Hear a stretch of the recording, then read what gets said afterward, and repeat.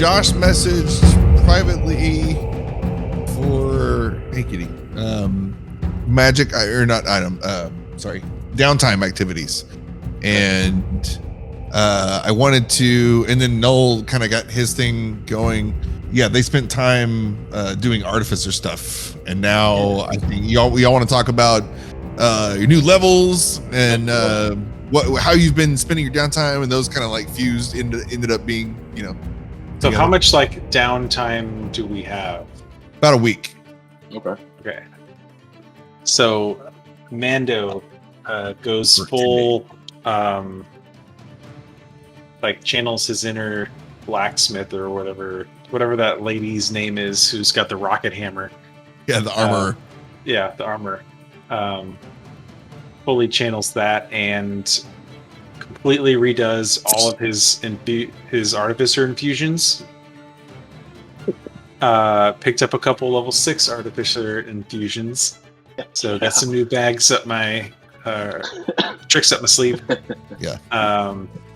And then obviously worked on Null's force caster, lightning caster thing. Yeah. And then seeing far off in the distance some lightning storms gave Mando an idea of how to, knowing that we took quite a lightning kind of butt whipping in the last fight that we had with these Anchorites of Talos. I was trying to think of a way of how to like mitigate some of that damage, and immediately thought, lightning rods. Yeah.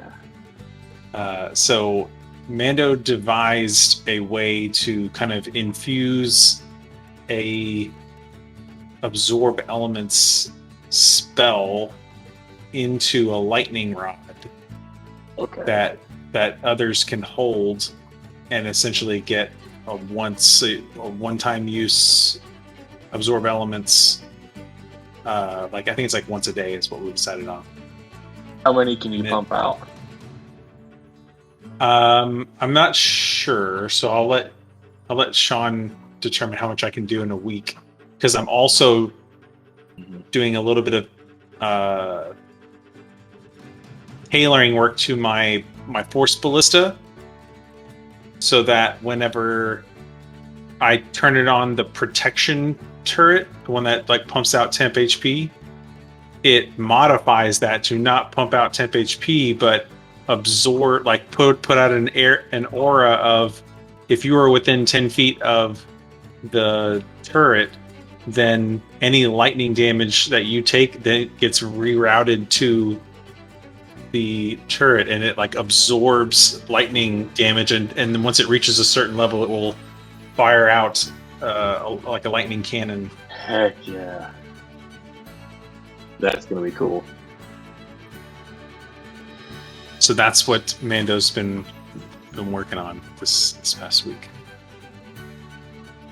I'll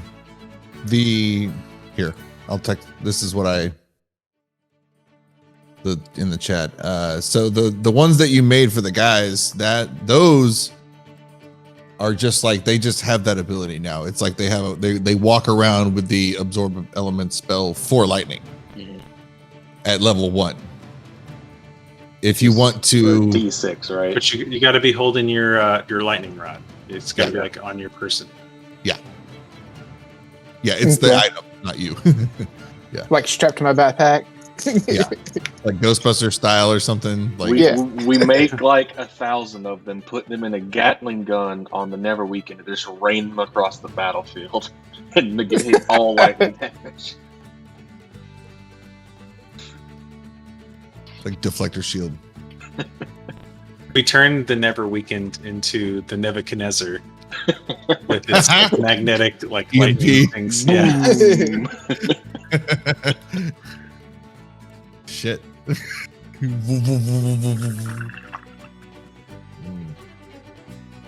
Cool. Oh, hey, I got this too. Leveled up, and I got this new guy. Oh, I have some other things I'll probably be Oh, gifting people with excuse my me. artificer infusions.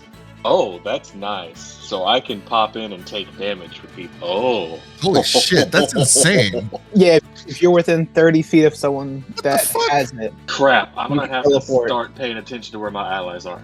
Darn it. This is crazy. Oh, this is going to work very well with an infusion I have.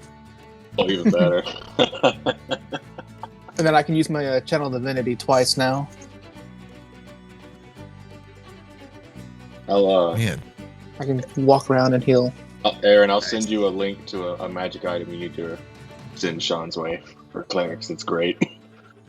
Yeah, but this actually gives me a reason to have the good armor that I have, because I'll actually start wearing my shield, and I'll bamf in, take damage, repulse them away, and then be able to run away. Oh, nice.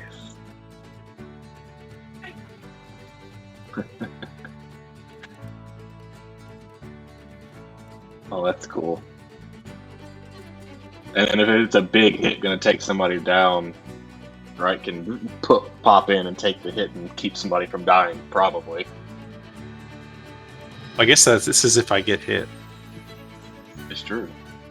Well, Then, like, the protective bond, it says it's one reaction. So is that, like, the one that teleports reaction or my reaction to teleport? so I them? guess regardless, if you use your reaction to take teleport in, it's hitting you and you're taking the damage. It's as if the attack's Yes. already succeeded. Yeah, it's when a creature affected by emboldening bond is about to take damage, a second bonded creature can use its reaction. You can Yeah. have up to what, 3 or 4 of us bonded at this point. I think 3. Three Okay, three willing creatures. cool. Phalanx of Doom. Yep. Just go in a 30-foot triangle.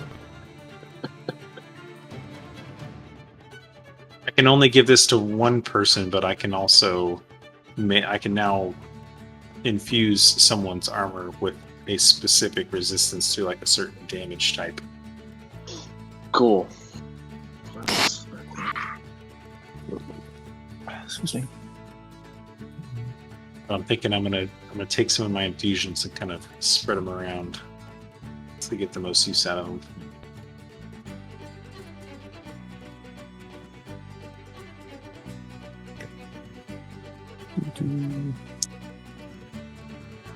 Cool.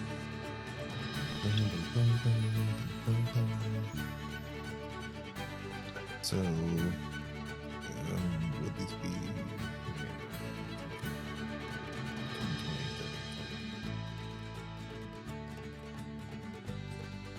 It's interesting. A picture I see.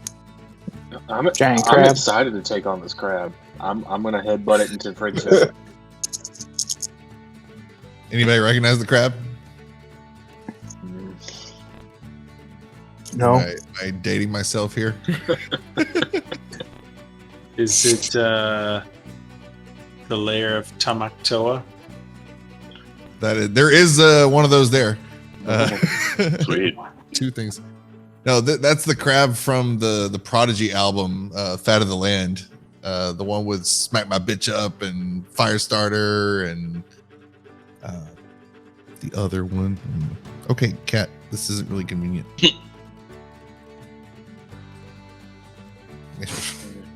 She wants dinner, but like she's gonna want it again after the game. So no. Okay. 1, 2, 3, 4, and then and then her. Sorry, today was a crazy personal life day, and before the day started, I had a lot of today to DM prep. Like it was fine, and then unforeseen events or developments. Okay, so she's over here. Man, I gotta have, and then for this one, I gotta have Acrobat open also because not everything's thing. Okay.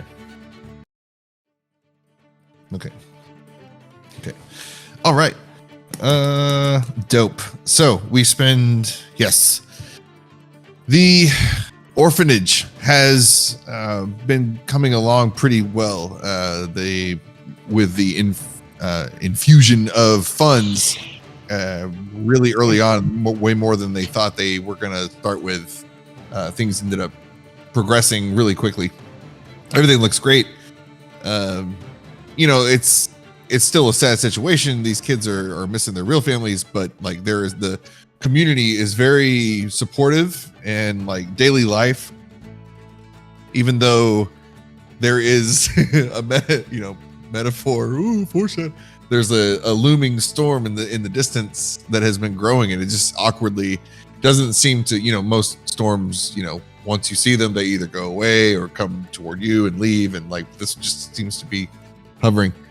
Other than that, life's getting back to our not even to where it was before you guys started your adventure, because the things have really grown. So it's better than ever. Over the past 10 day, we're making it a 10 day.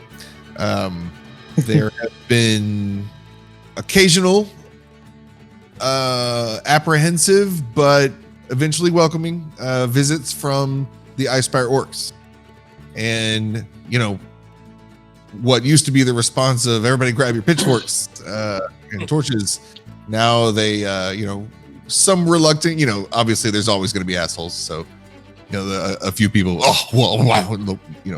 go back in their house, slam the door, but most people respect what had occurred and the honor that has been established between the two societies here, thanks to you guys.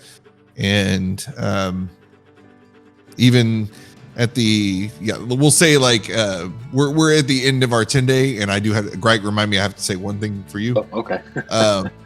But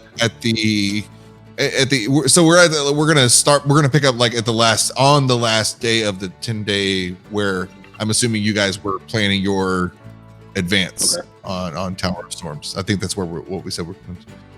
And I only say that to say that it's been that long with just a little bit, contact here and there, and then a couple more orcs, a couple more, and then now there's actually in the main center part of town, on the 10th day, there is a little stand being set up, and they're selling kind of their artifacts, the jewelry that they make, handmade, and clothing, which is very unlike the Anchorites that you've got run into, the half orcs, the Transformers. That's not the right word. Excuse me? There are people like me? No person.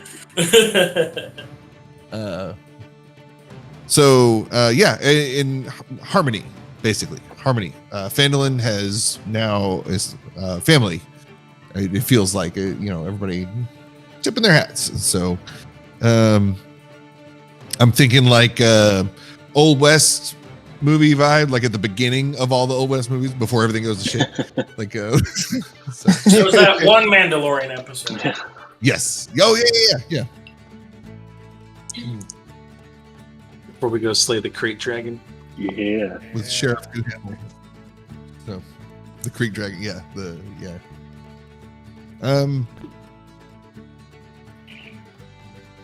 Greg. Yes.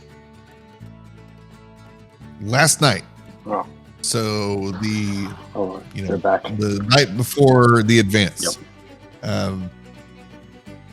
I'll even say the night before that, you woke up, and so I guess on the 8th night. Now it's getting too technical. But on the second to last night, you woke up.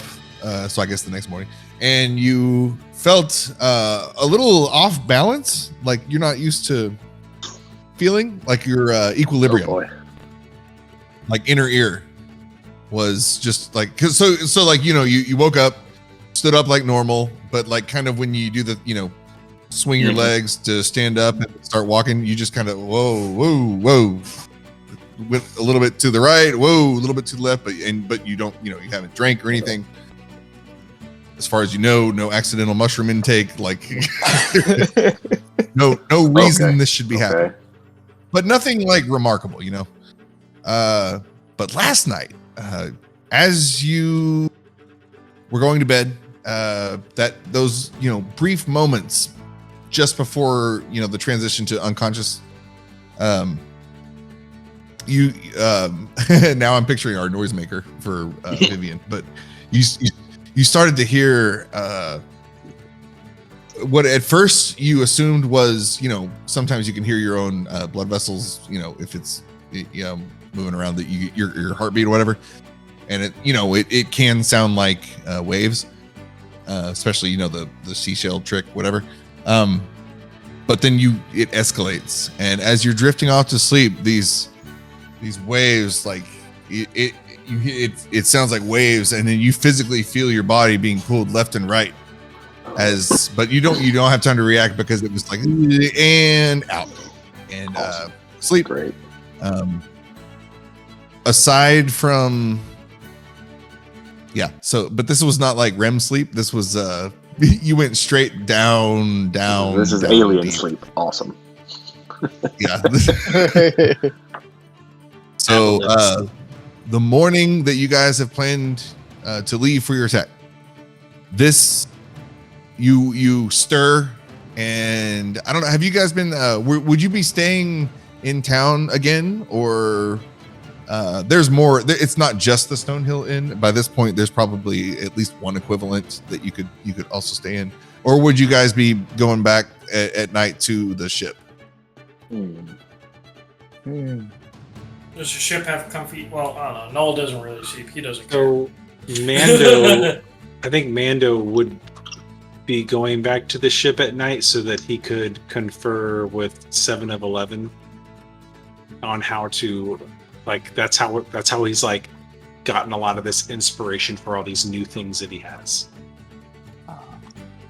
Cal's staying in town and helping out where they need it during this time, whatnot. Yeah.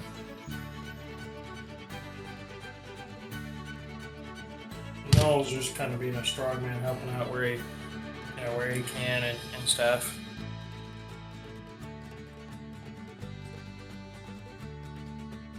And then Cal, you could maybe help. So the orphanage is kind of a renovated what was a defunct shrine of luck, a place of worship, and they've kind of included that in this new building, so Cal could assist with the the children's, the Jesus part of the day. Yeah. The non-optional learnings. Yes. Indoctrinations. How you say indoctrination? Yes. Very good.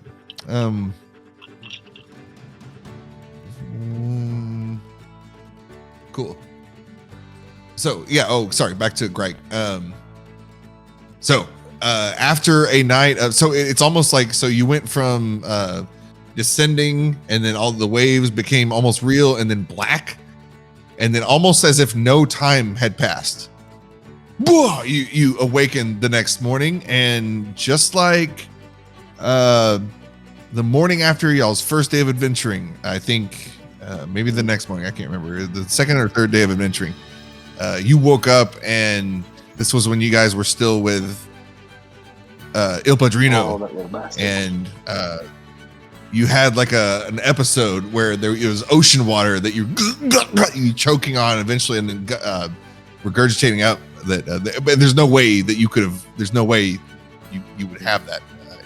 So the same thing happens again, only just the volume is much more, like almost more than could fit in your body. Like it just, as soon as an empty stomach would have been empty, it keeps going and going and going before cutting off.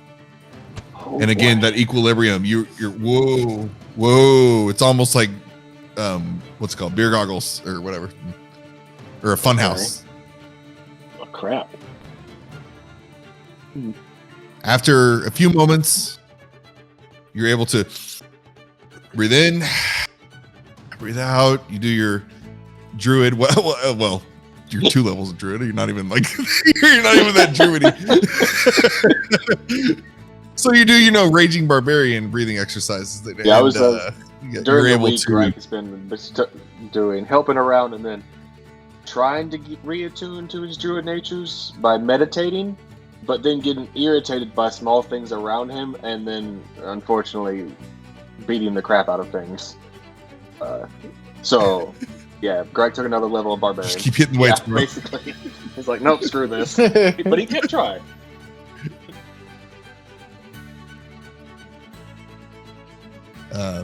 We'll do like a passive constitution check. Makes it like you don't have to like roll for anything. So you shake it off.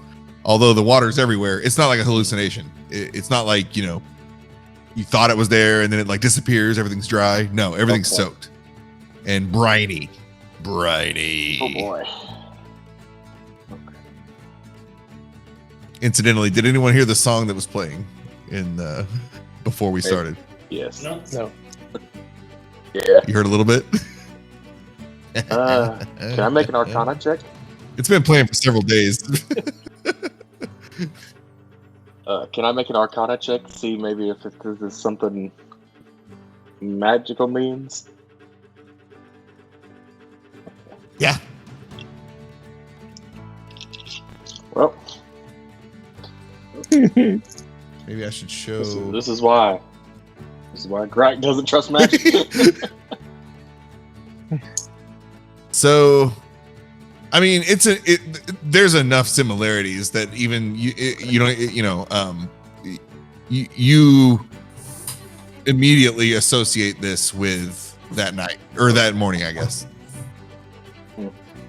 And I don't know if I ever made it super clear, but the reason, I mean, that you were experiencing that was Il Padrino was doing some shady shit. Yeah, yeah. I knew there's a reason Greg didn't like him.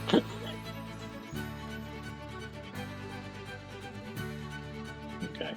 Crap.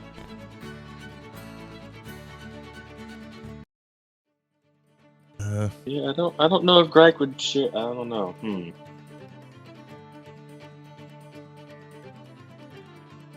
Well, that would be kind of hard to explain all the seawater in the little inn room that Greg's been staying in. Just leaking through the floorboards, dripping down on the kitchen below. Should I add plastic wrap to our shopping list?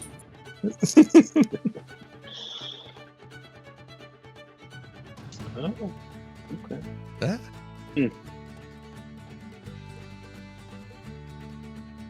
What shows Frank won't necessarily mention what happens, but he will definitely go to the party and be like, don't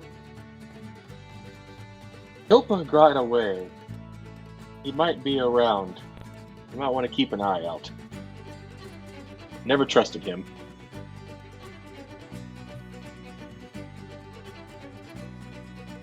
I have an instinct that is potentially around. Who's this again? Noel asks. A little fairy dude that gypped Mando out of some services and I guess ratted us out to some other things. Just a bad dude.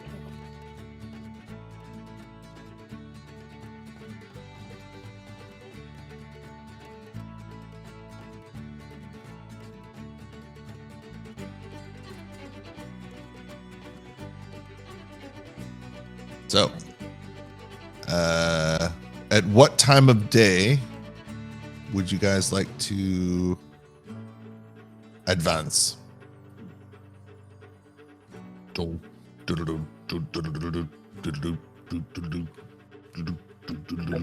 Noel doesn't really care. Noel wakes up typically early because. Well, I definitely feel like there would sort definitely of be deal. more of a surveillance trip first, just like a high Yeah, that's what I was flyover, thinking. see what's going on, come back and plan off of that. Okay. I would say so, like in the wee hours of the morning, flying out, trying to see what we can see, and then head a safe enough distance away to then, I guess, discuss what we see. Are we also supposed to see the board? Cal wakes up early, so.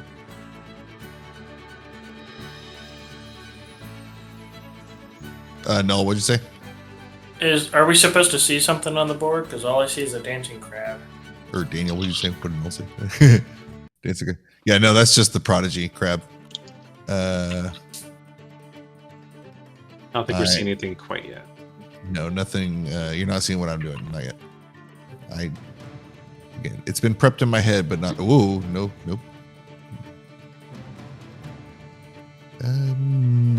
Yeah, looks good. And then them, and then okay. During that week, did we see any signs of another dragon? Because I know you said that Eisendraug had a potential mate. Did you see? Where were you looking? In town and to and from the To the skies. Did the background music change? Yeah. No. If you're only in town, no. Back to the Neverweakened. No dragons. Nothing in the sky. Yeah. In fact, you notice, if anything, an awkward lapse or decline in cultist activity, like reports. Okay. Since you slaughtered Eisendraug, slaughtered, deheaditated, Unalive, professionally. Then everything has been like super chill in town. In fact, there's like the only posts going up on the bulletin board are like for one day there was like a missing cart, but then they found it, and then the next day and then one day Wolverine actually put up that she was missing bovine, but then also she found it later. He wandered off. So it's been pretty low key. Nervareem's still not ready to receive guests. She says she's preparing for you guys. She'll be like, why just come in and visit? We'll make it a whole adventure. Perfect.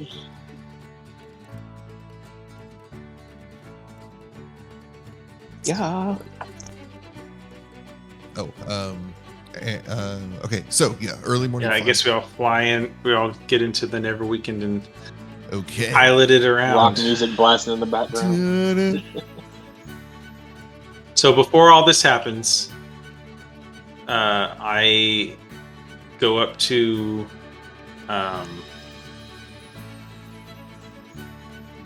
Greg.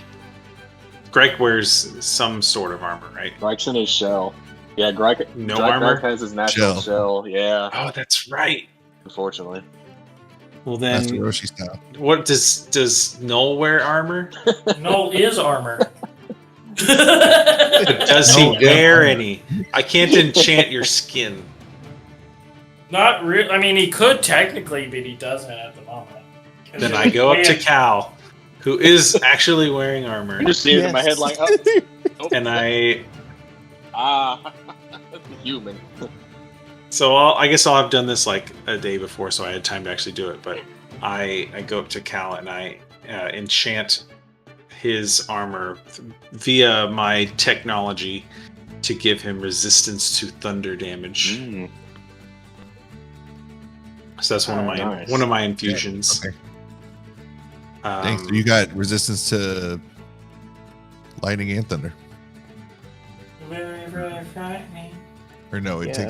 takes well, kind of, yeah. And then I will. That'll be it for now. I'll just do cow. And I'll save the other two for myself.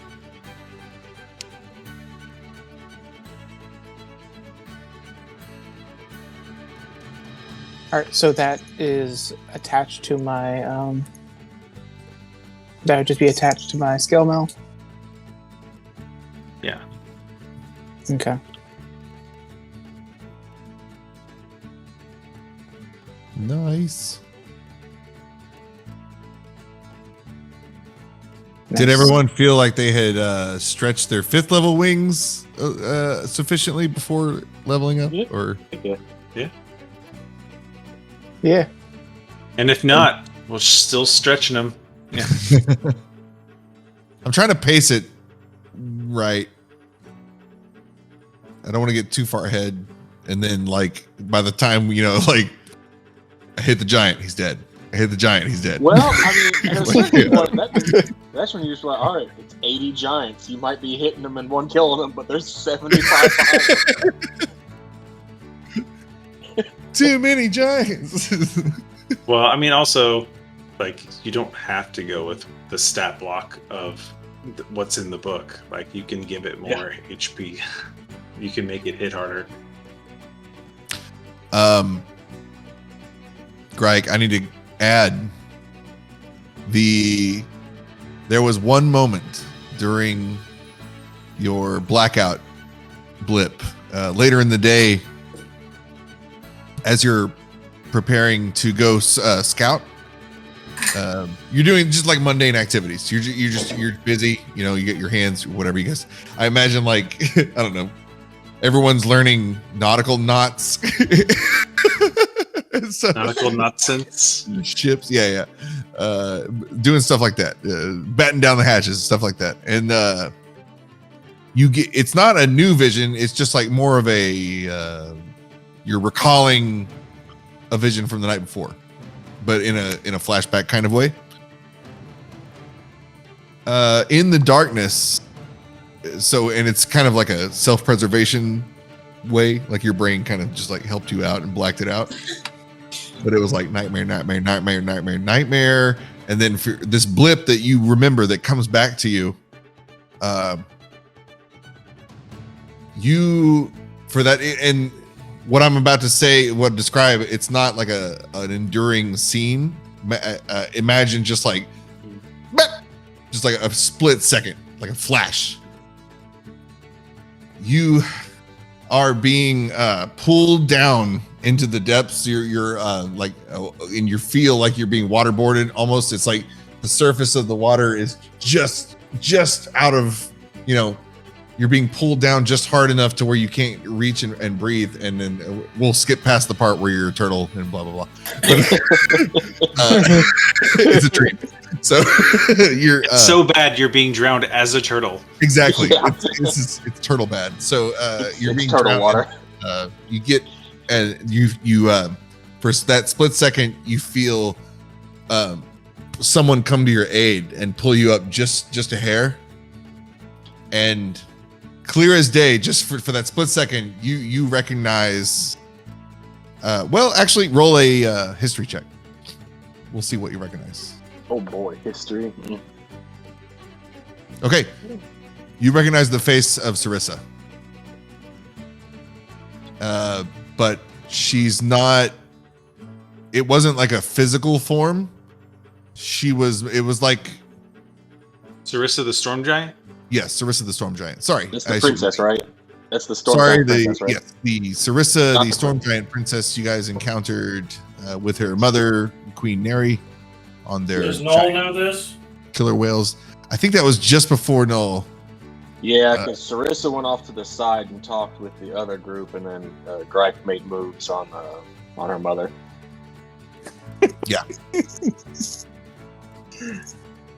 So if you'd rolled badly, I would have said a lady. It's a big lady. A big lady. Even Big better. ass face. Strike would definitely recognize his future stepdaughter.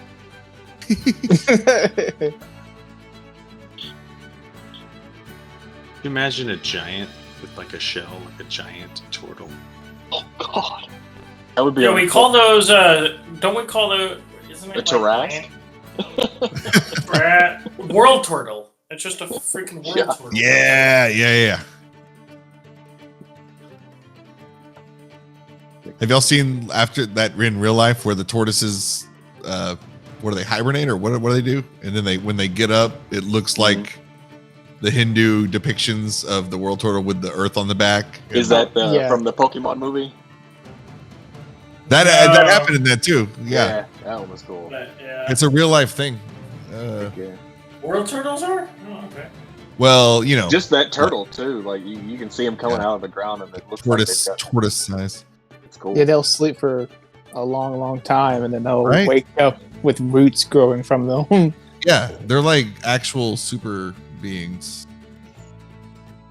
Considering they could live up to what 200 years plus. Copy image here. I'll put it in Discord. Yeah. So that's and I just put it in. Oh shit! Okay. Discord. Oh yeah. So that's where the myth came from. That's awesome. Exactly. I mean, like, can you imagine seeing that and be like, oh, okay, I get it, man. Especially if it's been like you're growing your crops or whatever, and you're there for like 3 or 4 years. Sometimes these And things your carrot just and then it slowly gets warm enough and they rises. start coming up, and everything leaves your whole crop leaves. It was on a turtle mount. You're like, yeah, that would definitely inspire some. We must kill the world turtles. They keep stealing our crops. Yeah, I just tried to show it for the folks at home. So what we're talking about. Okay. All right. How did I end up on something? The tab, like the little reader, is how butt gas, drugs, and what? What are you looking up, man? That's the title for where the picture came from. How butt gas, drugs, and amazing memories led to this weird turtle photo. Okay. I mean, at the end of the day, don't look at the search history of anybody who's a DM. Just don't. That's gonna be We're all on an FBI watch list. Brown Bear. No. Bloody Brown Bear. No. Bloody Brown Bear fantasy. No. Cocaine Bear, the movie. What? Cocaine Bear. Cocaine Bear. That's gonna be a crazy movie. It is going to be a crazy movie. Cocaine made with magic. Magic cocaine. We'll get in the game, but I saw a matinee of. I had to take a personal day for another thing, but I got done early, so I went and saw Avatar, and I was the only person in the theater, and the ticket was $5.95, and I got a free popcorn and drink with it.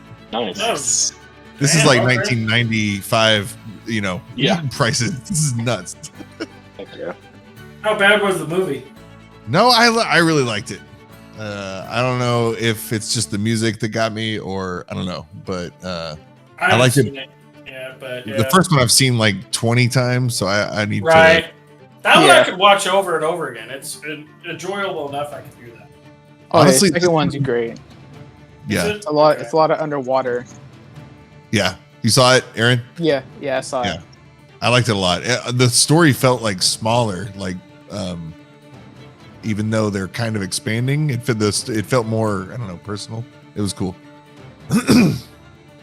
Yeah. Bro. Okay. All right. So, scouting. Here we go. I have a thing for that. Scout. We're all looking out the windows. Let me drag you to the place. Oh, you're way up there. Oops.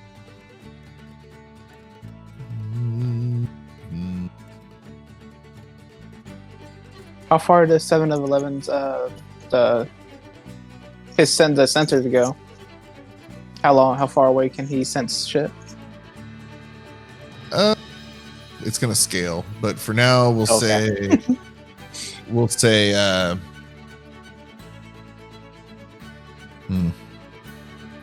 So there's a grid where it's like a diagram of the ship, and like exactly like the ship battle map. It looks like that. This is able to show anything that's on deck, on any of the decks, and then anything in the air envelope. Air envelope, and the gravity field of the ship. What it cannot do yet is kind of Clayton, like you described in our Icewind Dale game. What it can't do yet is the Cerebro thing, where you can like see everything happening. Okay. All of like that's not a thing yet, but we'll say normal vision. Like you guys are going to be using just your eyesight out the windows of the Neverweakened, Human ass. for the majority of sensory purposes. But I will say, if you want to, we'll say there's like a viewfinder, old school, like Spock used to have to go down and like look at the thing in the old Star Trek. There's a spot like that on the bridge where you can go in, and if you want to zoom in on something, you can, but it's going to be like a sniper rifle, like super limited field of view. So as far as like, Gotcha. Whenever we roll for stuff, it's going to be kind of like, the roll will determine, how locked in you get and what all you're seeing. If we really want like a super OP like view. Anyway. Otherwise, it's just normal vision is what we're gonna. Yeah, go with normal vision. That's For what now. Cal has. That's what Cal has. How early were we leaving? In the wee hours before sunrise, Okay. just so we can travel from here to there, and I kind of be there by the time the sun's Okay. rising, so we can see things. So yeah, here we go. Cue the music as you guys wrap up and kind of package up your items, make sure everything's tied down and activated. March your way to the Neverweakened from town, and as you approach, once you're within, we'll say the Neverweakened itself. It will have 7-Eleven's vision, like for if you guys needed to talk to it for some reason, but that'll also scale. So anyway, There's always a reason. say what? I said there's always a reason to talk. Oh yeah, for sure. So as you get within, I think 60 feet, you clear the bushes where he was, and he'll kind of decloak, and as he does, the everything loosens. All the scale armor of the ship does the flex thing, kind of like making sure all its parts. I think Iron Man did it in one of the movies, like just the making sure everything's working. The pistons all go off, and It's Kinda just like the first movie where he's testing it in the garage. yeah. So And then Jarvis is like, we're going to go power down. and then the bay opens, and then there you guys go. And yeah, let 7-Eleven in. So we'll we don't have to role play asking him to go there. So and we'll say with your time with the ship, Mando, you've been doing some flying lessons. So until now, you guys have mostly just kind of relied on 7 to get you places. But if you want to, you could like helm.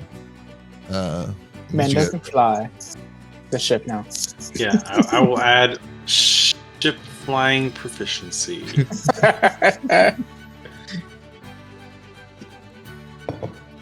As before, so yes, particularly at night, like I mentioned before, the storm that doesn't seem to go away. it particularly at night, the lightning strikes really stand out, and you're going that way. We'll say the sun will be at your backs, right? So as you're heading toward the coast, and it's a west coast, this dark cloud, very ominous as you approach, and even within we'll say 2 miles. Let me look at the map, because I did have the specific. Sorry, within 5 miles, and no one's to date been physically to the Tower of Storms yet. You guys just know whereabouts it is. It has been marked for you.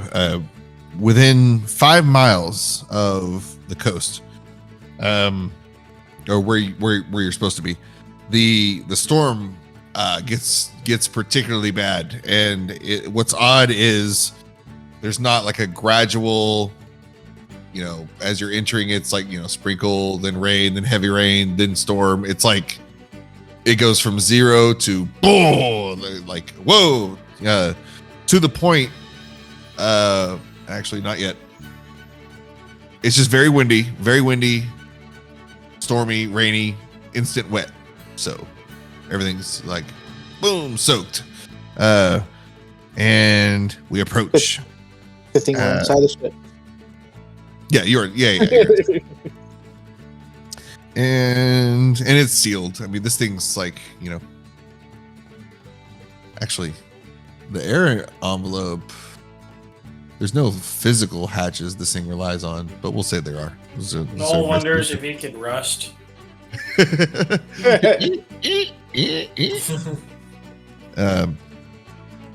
You approach, and yes, the closer you get, you start to the trees beneath you start to the density starts to go down, and you approach what appears to be a cliffside, and right there, as soon as you see the coast, a huge updraft from the sea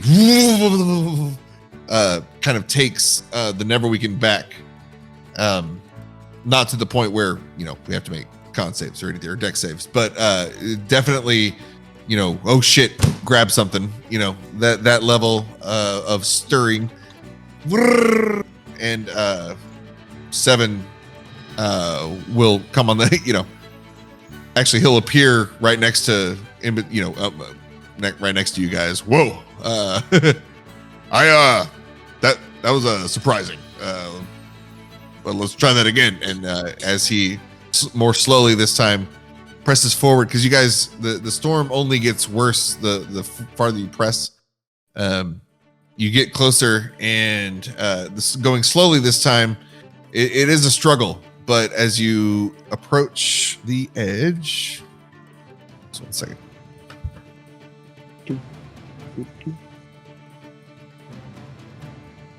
Yeah, I'll describe it. And you're at the top of a cliff. Okay, but below the high cliff that hugs the coastline, an outcropping of rock is nearly surrounded by water, with only a narrow causeway connecting it to the beach below. Atop this outcropping is a stone building surmounted by a lighthouse tower. An eerie green light pulses from this beacon, shining westward out to sea. I won't say the next part because it's not. Is this tower what we know to be the Tower of Storms? This lighthouse? Yes. This is where the map showed. This is yes. Did the freaky storm not give it away? There is a storm. Tower of a storm. Does it look like the vision that we had? This is the lighthouse from my vision. Do I recognize anything from the vision we shared? So that was make a y'all guys make a history check. History? With pleasure. Oh, that's terrible. Yeah. So unfortunately, there was. Oh well. Pretty low DC. You got Does that work? divine Well, help. That's true, Delisa. You didn't see it, no? Noel just I played didn't the see holographic recording of what we witnessed, so it's just you two standing there drooling. Yeah, that's good. Noel comes over, and I don't know, Artificer. You're as you level up in Artificer. I'm just gonna like for flavor. He's like, well, this is what you guys were talking about. This is what you said. It just brings over a accordion in it. It's the, Yeah. the woman. Oh, yeah. It's the woman that's like, your only hope, please. Exactly. And then at that point, Cal and Mando. Oh, yeah. So I was gonna say like y'all's point of view was from the inside only, but that's not true because I remember at one point you were in the sky and then Zooming in. yeah. down. It was Yeah. fly eastward, mountain, snow, castle, Eisendrag, westward, ocean, lighthouse, beating heart, Moesko, So Storm yeah, mage, half orc. Yeah. Primo note taking. yeah. Lots Actually, of yeah, words. that's everything. So there you go. I'm going to. Is it ready? Well, let me. Who needs the character to remember when the player remembers? Need that. Well, no, I'm like, that's how Cal would remember. He just scribbles notes. Noel Well, just then- has video recordings of everything that goes on. And they're just named by dates and everything, so he gets lost in his own file system. Layer G. God. Layer G. What the fuck? This. Oh my god, damn. There we go. Okay, I'm gonna drag you over to a really shitty drawing. Perfect. Love it.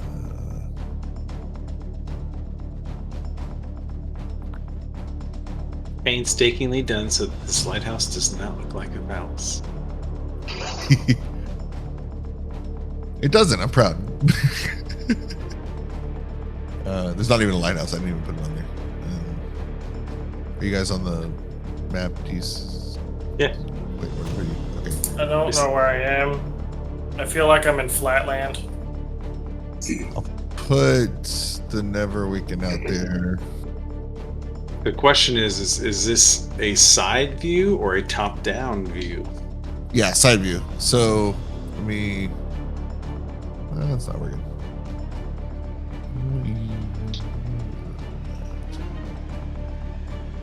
Not that. Here we go. But we'll say you're way high up, and just for scale, the Neverweakened will be maybe that big. Hey, itty bitty. So way high up. But you guys were over here, way high up. And it could be more than that. And these aren't 5 feet. We'll say those are 20 feet. So you guys are maybe 100 feet. Does that sound fair? Okay. 100 feet as you clear. Well, no. So each of these cliffs is like 60 to 80 feet high. We'll say the cliffs are 60 to 80 feet high. You guys would be maybe 40, just because otherwise the wind up blowing wouldn't make sense. So let's make it where you're close enough to where that would have happened.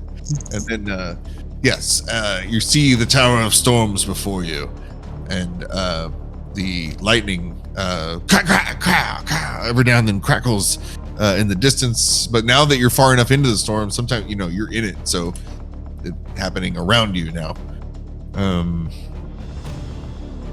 Yeah. What do you guys? What do you see? Well, I assume we're gonna like rappel down and go on foot from here. I thought this was just a scouting to like fly over and see. Yeah, what we we're see. just scouting right now. I mean, Right. we haven't seen anything yet, so That's we true. got to keep going. That's true. Make a lap and come back around. I I mean, agree. I mean, You sure, should we could. leave the big ship behind and do this. I mean, what I'm hearing, or what I think you're alluding at, is like the ship's having a really tough time flying in this weather, and that we should go on foot. Tough, yes, but not impossible. Like he can keep going. He was thrown off because it was the turbulence. Sorry, I didn't mean to. It's not a showstopper. You can proceed if you wish. Well, I'll be at the helm then, attempting to pilot. In addition to, two minds better than one. Nice. So yeah, with the AI and your instincts navigating this turbulence,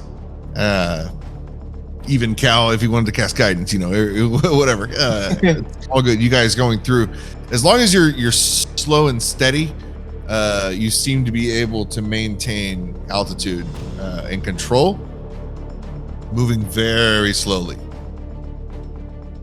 forward. And you're maintaining altitude?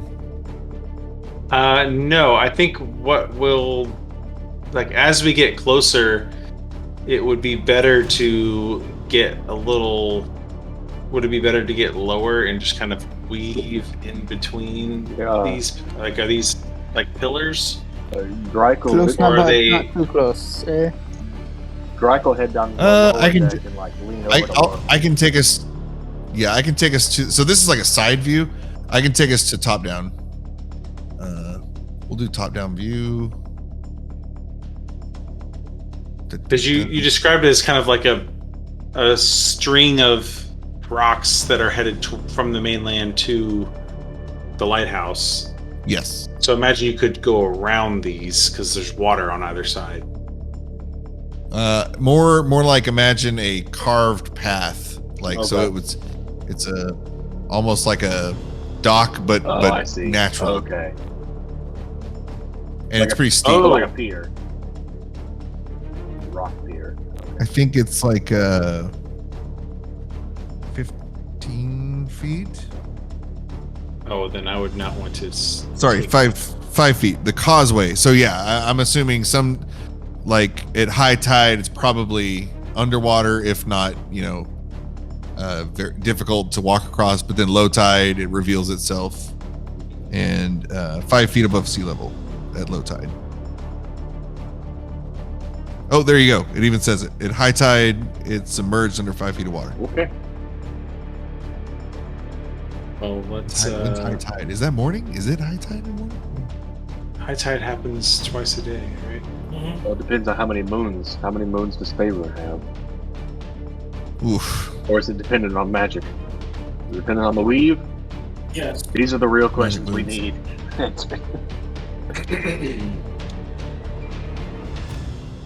7:06 a.m.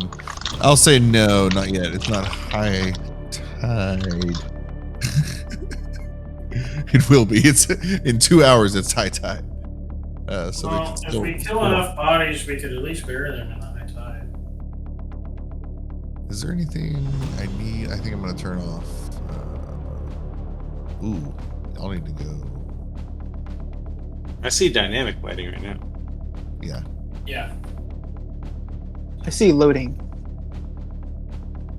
Good, because he's got +1 map. And it hides it. Well, I'm using the iPad, and it's just loading. Perfect.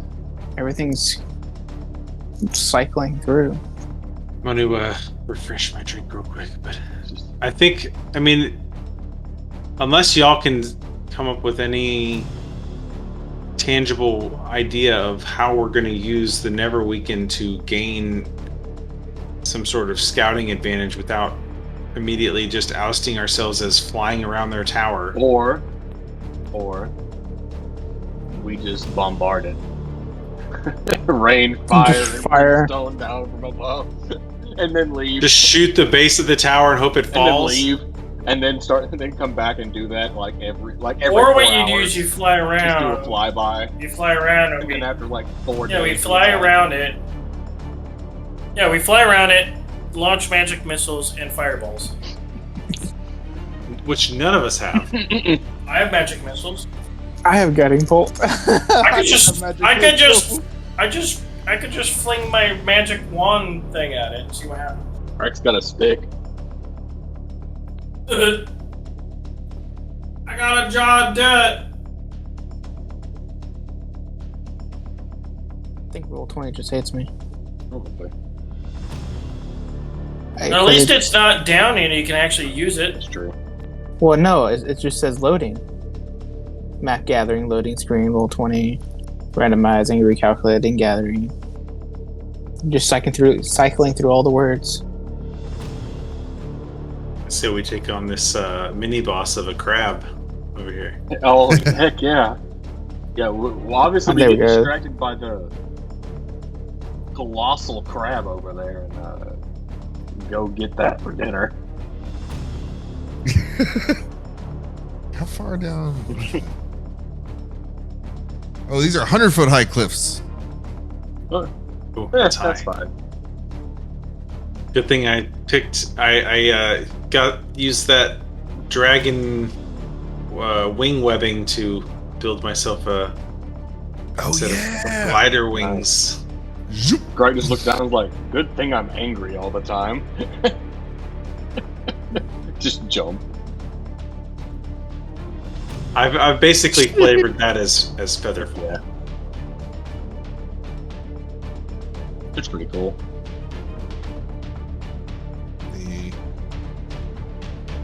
So about the crab. Back to the crab. He kind of stirs up when you talk about the crab and getting it for dinner. He's like, "Oh no! You're not been getting me for dinner, not tonight." You'll like kind of prattle away. Oh. So he talks. I aimed the Neverweakened's arsenal of weapons. You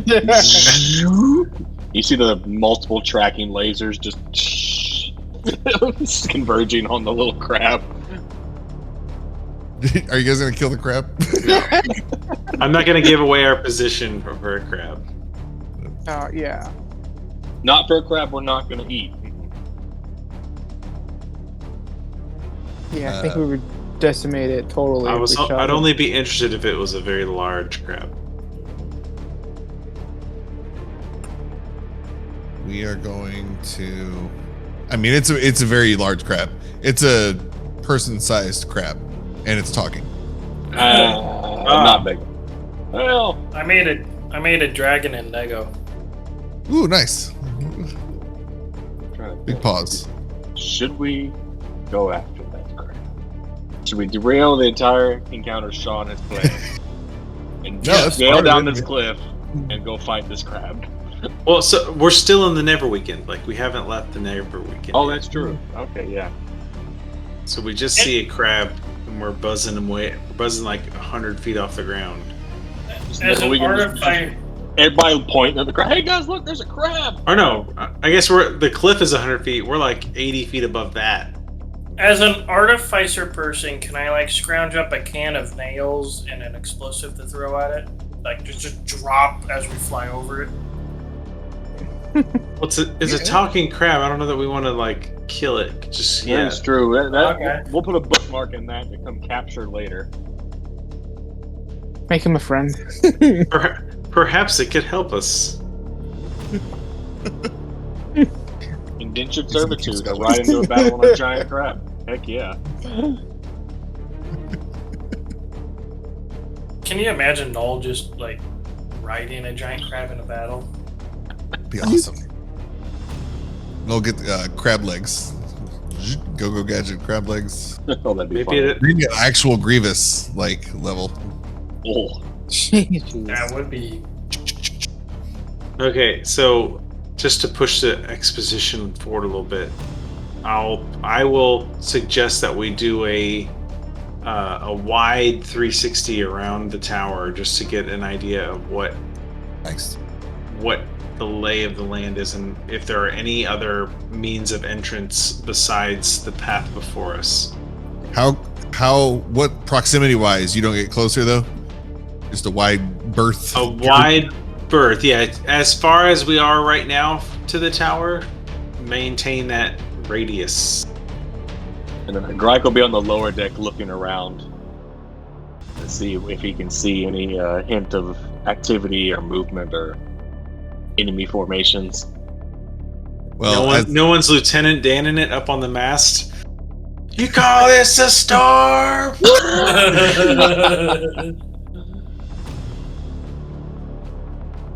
Noel takes his legs off, crawls up the mast. What do you mean takes his legs off? We'll save these for later. Geek Lieutenant Dan. Let me just quickly switch my legs to my battle legs. Noel's feet aren't magnetic, but his hips sure are. You just casually see him clink off one leg and put on another. The level 20 capstone should be like T1000 abilities where you can just kind of permanent polymorph. Yeah. Give yourself dwarven fortitude just by shrinking stoutier. Okay, Yeah. we'll go back to the other map again. Hope I'm doing the right thing. Oop. Where are we? You can't do wrong. Here we go. Boop, boop, boop. Not yet. Here we go. So back to the diagram. The Neverweakened. About 80 feet up from the 100-foot cliff, so maybe 180 foot from sea level. Yeah, sea level. Yeah. Doing How tall is the tower in comparison? Yes. So the tower itself, you can tell is it's built on top of 80-foot high outcropping of rock. So this is all one kind of formation that you can tell, like there were obviously, a large rock formation and the smaller one, but whoever carved this out leaned into what was already there and natural landscaping. So as you make your rounds, you see the green beacon, and I'll say after enough, maybe 2 passes, it's pointing westward, and a couple times as we're not just being pounded by the sheets of rain coming down, you're able to hear every now and then like the beating of a heart. Everyone hears it. It's kind of all around, and it's almost synchronous with the waves every now and then. Almost but every confused by this unfamiliar sound. Yeah, something's wrong. But anyway, yeah, and you. Other than that, let's see. Do you see what me on the smaller? What is this? There is you can tell the pathway, the causeway, goes through a large rock, so it's kind of hollow and forms a cave. And every now and then, as you guys were passing, the lightning would flash, and it almost seemed like the rocks were moving. Like, well, let's say like whenever the Neverweakened is over here on this side, if everybody's looking out the window, everybody's like at full alert. We'll say somebody at one point noticed that it almost looks like it was, moving, the rocks. Other than that, you don't see any form of life. There's no signs of like barracks or like personal touches. There's no sign of from the sky. But again, you guys are only seeing like whenever the lightning flashes. That's when you see, other than dark vision people. But even you guys, not much going on. Even Icefire Hold had more accoutrement. Even after the White Dragon took over the place, there was still like the more personal touches. So, do we want to fly away and go report on this, or just SEAL Team 6 it, get in there? You know, as a player, I'm like, no, let's do the smart thing and plan and bring in our army. But no, Greg's like, let's. That's exactly what I was thinking. It's like we got this army, and we're like, nah, like don't need it. No, just drop it. I mean, But last time die. Wait, doesn't Cal have a means of sending messages? Yes. Ooh. Perhaps we can tell Cal to send a message to whoever is our point of contact with the orc army. Probably Mergen. Gubrush. Gubrush. And tell Gubrush that we are making an initial assault on the Tower of Storms, and to be ready if this triggers other fights elsewhere. Like, look over Phandalin. You've already got people in Phandalin.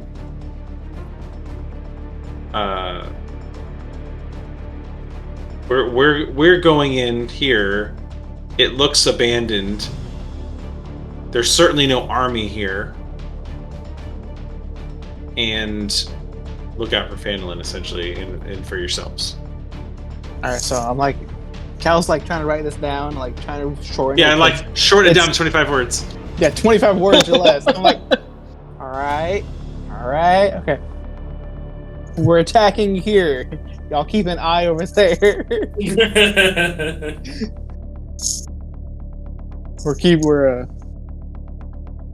Yeah, the adventure in me is like, let's do this on foot. Let's do the dungeon. So right now they are. We cheese the Eisendrug 85 thing. miles. 85 miles away. Maybe we just 85 miles. Oh yeah, I'm not anticipating them to march themselves over to this tower. I'm saying look at the Icespire Peak and Phandalin. Like, that's the only two things that we need to worry about protecting. Yeah, those areas. Yeah. And then we drop in on the top of the tower, have the Neverweakened go away, and we just go in and start murdering crap. Because I don't necessarily want to get caught on the choke point walk. Yeah. Have the Neverweakened go quite a distance away. Clayton, your audio, I didn't. Yeah, it cut out just a little bit at the end. Toward the end, like I heard you start your sentence, but then you don't want to get cut off at something. Test. Hello. Dead, bro. Fucking dead. I haven't even started the battle. I was saying that we don't want to get caught on a bottleneck with 100-foot cliffs on either side and a 5-foot pathway. So we SEAL Team 6 scuba dive, drop into the top of the tower. Neverweakened fly away, and then we go down in reverse style. So start at the top of the tower? Yeah. Nice. Start at the last fight. Yeah, like exactly. Eisendrug. Last time? Start at Moesko, catch him unawares in his chamber pots.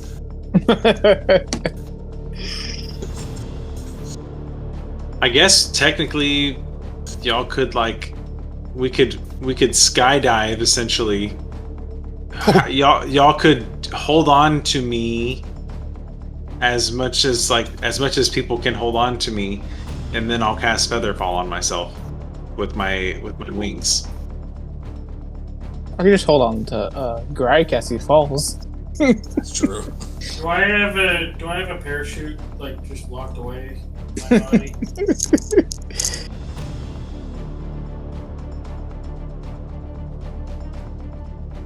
I mean, that's what feels the funnest for me, from my perspective. Oh, for me too. Yeah, that seems like fun. This just got way crazier. Sean's like, I prepped for you guys to have an army. Oh well. Alright.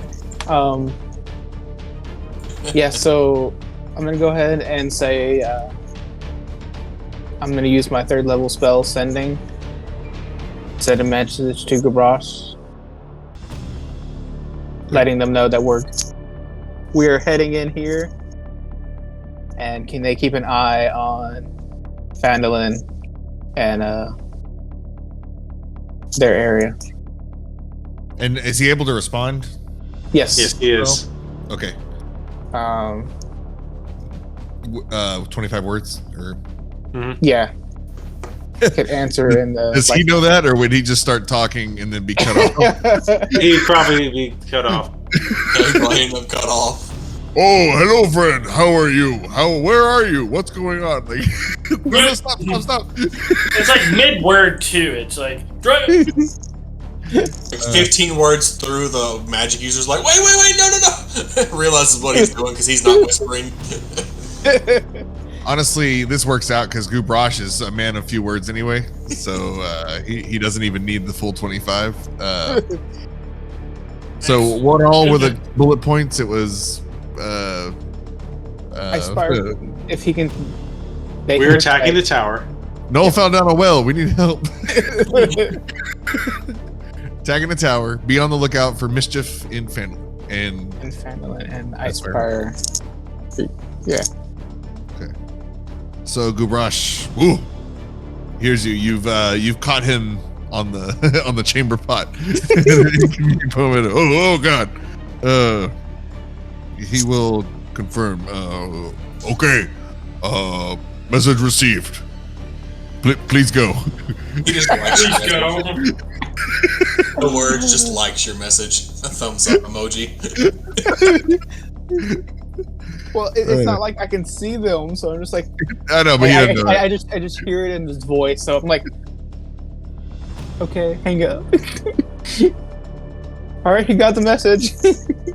I'm just trying to think about like if we had brought our host of orcs, like this orc army, to this tower, and then them have to crawl across this land bridge, would have been not great. We would have built a bigger bridge with the amount of bodies.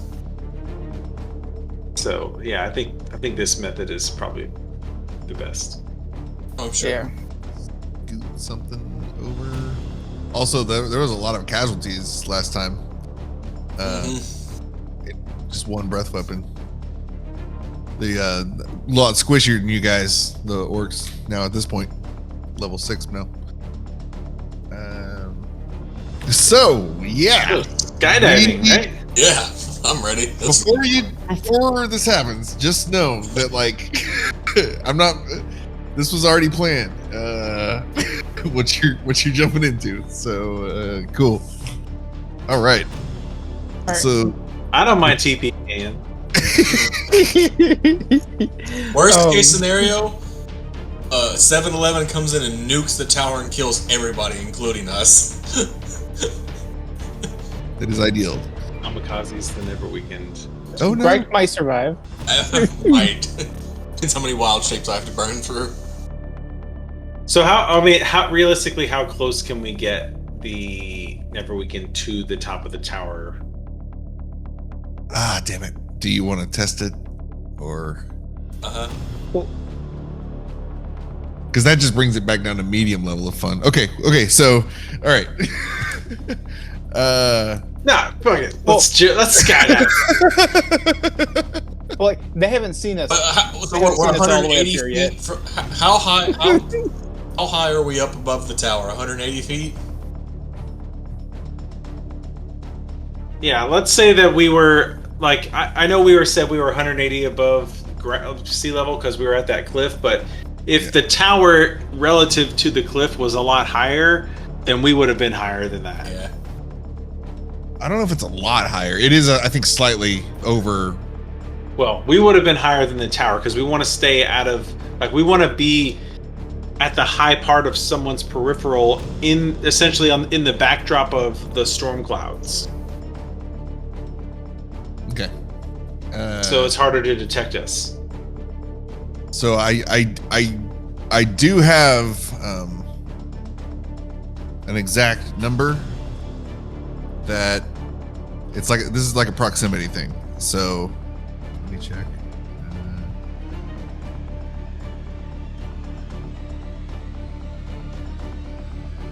Yeah.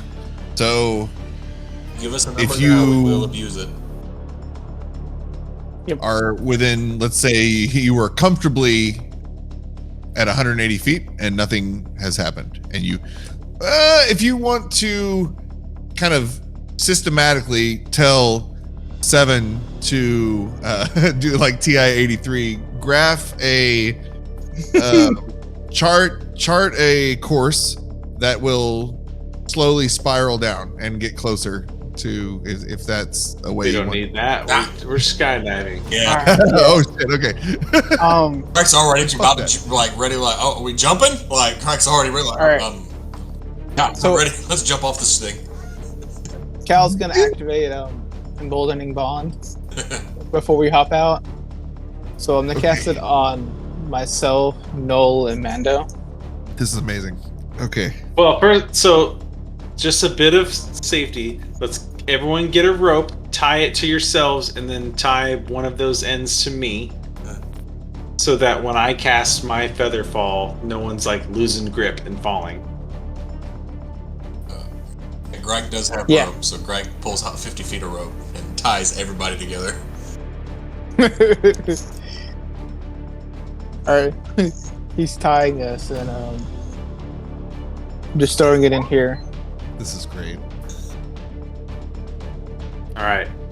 So then we, as the Neverweakened does a pass over the tower, It did it twice. Alright. we are like, I'm assuming there's some sort of opening in the tower that we can aim for.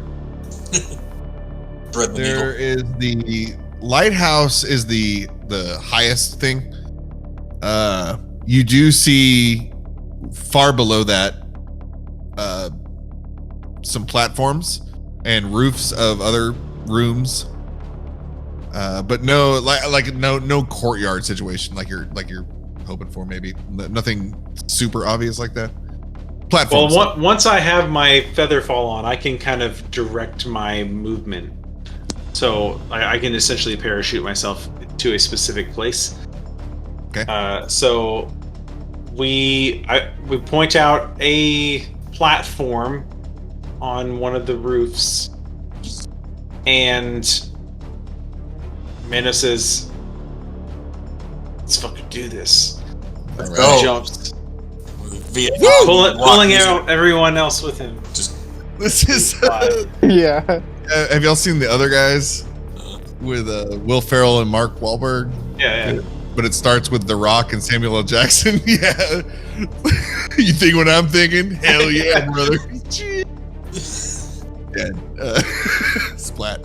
Okay, so yes, like the heroes you are, everyone jumps out. Mando, you've got your newly fashioned. So first we're skydiving. We're free falling.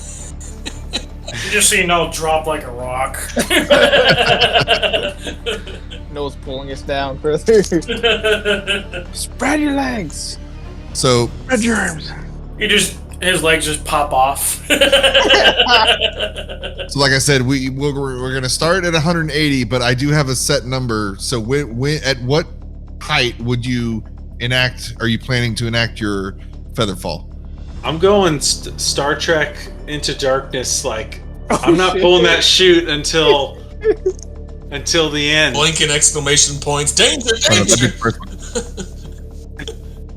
Okay, so No, I'm supposed to pull at 6,000 feet, but I'm going at like.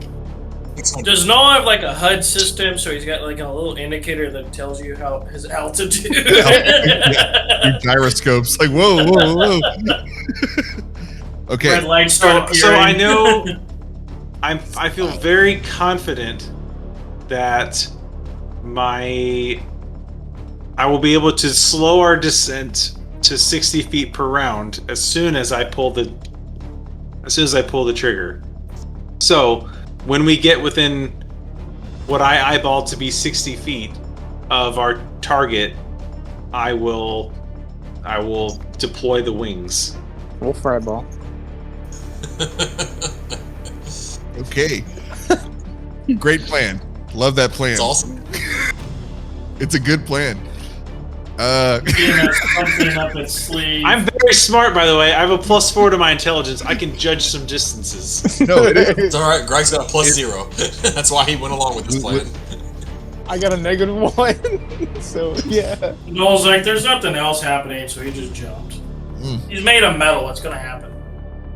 He's just gonna hit the ground and then walk out of the ground and be okay. Greg is used to hurting things other than himself more when he falls from great heights. Is it the whiskey giving you that face, or our decisions? It's decisions. Even better. Whiskey's great, actually. No, this one's good. It's just it keeps getting sillier and sillier. What's about to happen? So, as you Halo Master Chief dive full speed. Oh no. Okay. So You see Godzilla? This Is wasn't that in what's the gonna book. happen? as you so the plan was to pull it at 60 feet, right? But Well, so I take that back. I'm going to pull it at about 80 feet or so because I know we've got 50 feet of rope. And I don't want to obviously I have to stop and then others have to stop after me. So yeah, I'll pull like 80 or 90 feet. okay. Again, man, great plan. That would have been We hit a force field. unfortunately. As you guys, oh no, as you're flying without your ship down toward this thing, and again, you're ready. You're almost so you're watching your altimeter, right? That's what it's called, and it's 180, 170, 160, 150, 140, 130. It's speeding up a little bit slowly, and you get to 100. No, sorry, you get to 110, and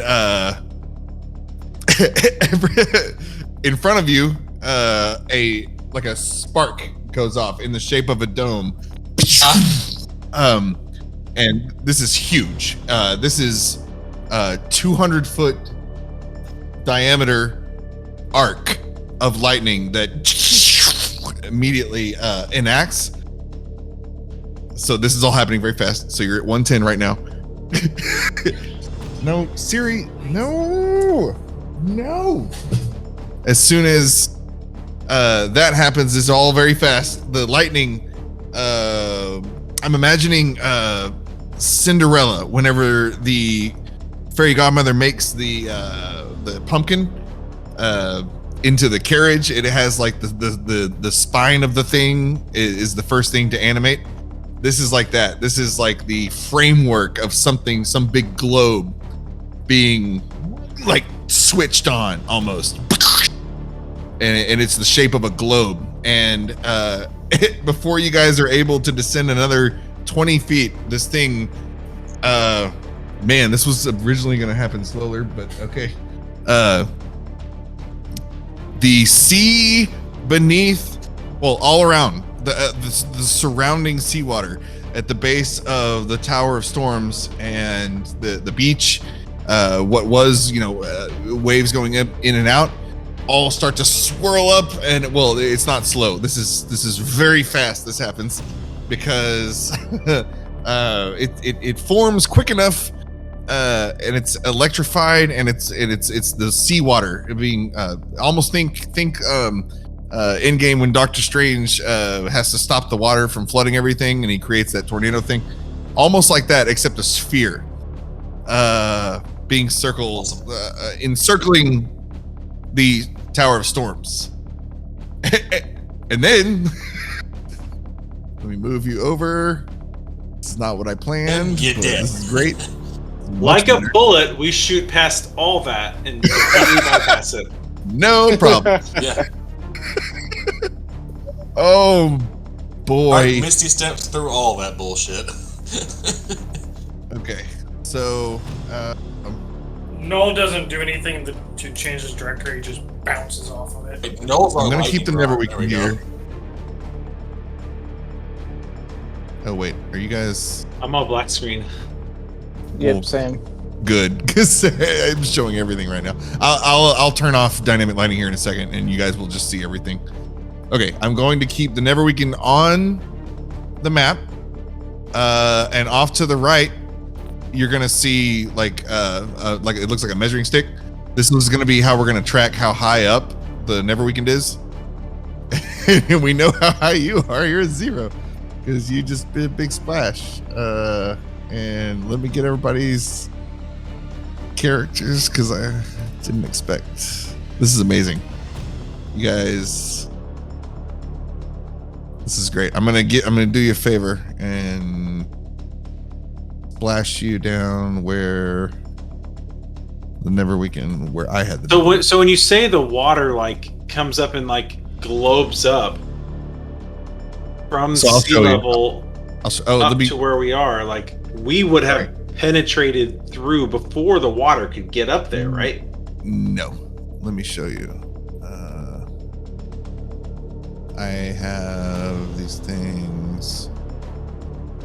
This is not regular water. Is it hard water? It's magic water. There. This thing needs to be moved. Oh, I don't actually need that thing anymore. Never mind. Okay. It's like, Earth's core is got, there's stages, mantle, whatever. It's a vacuum in the middle, so the Tower of Storms is still air, but there is there's a 40-foot layer now of encircling it, and it's like a globe. So it's coming up from the I don't know why minions are the first thing that came to mind. It's minion shaped, coming up out of the water. But the top of it's like a globe, and it's constantly swirling. Jesus. So like Stan minion or like Glenn minion shaped? Either way, I think we're out of our depth. I think we need to leave. So as and everyone's expecting, Mando to pull the chute and to expect a jolt, but this is instead as fast as lightning. Oh, that was my point of the lightning. So as fast as the lightning struck and arced and did its fairy godmother pumpkin carriage thing, it's like the water as if it had been sucked into it was waiting to be sucked into a vacuum. So you guys triggered a proximity spell yes, we'll say that. So like there is now a pocket of water that we need to like get through in order to get to the tower. Okay. Yes. Cool. So all we need to do is swim down. You could try. Okay. No, do your rock thing. Get my rock We just thing. let Nulls continue to drag us downward. I mean, I'm already a heavily armored person. Well, how far up? Because Mold Earth only has 30 feet. I have only 30 feet of range. I didn't mean literal rock. Like you are a ball of metal that will drag us downward. You say that, and he's like kind of just spread it out, and you say that, and he just starts like bring his body, like just bring his body together and start not really turn into a ball, but like roll up. So I never actually did. I ever get to cast Featherfall because it never got close enough. You never triggered, no, because you were waiting for 80 feet, 90 feet, and you never got that far. You did a big splash. Okay. Well, I could, to get through this and to continue to pull everybody, I'll have Alter Self prepared, and because I figured there'd be some sort of water shit here. So I could do an aquatic adaptation and essentially quickly hit a button on my armor, and then like basically fins pop out, a respirator pops over my mouth, and I get a swimming speed equal to my walking speed. What?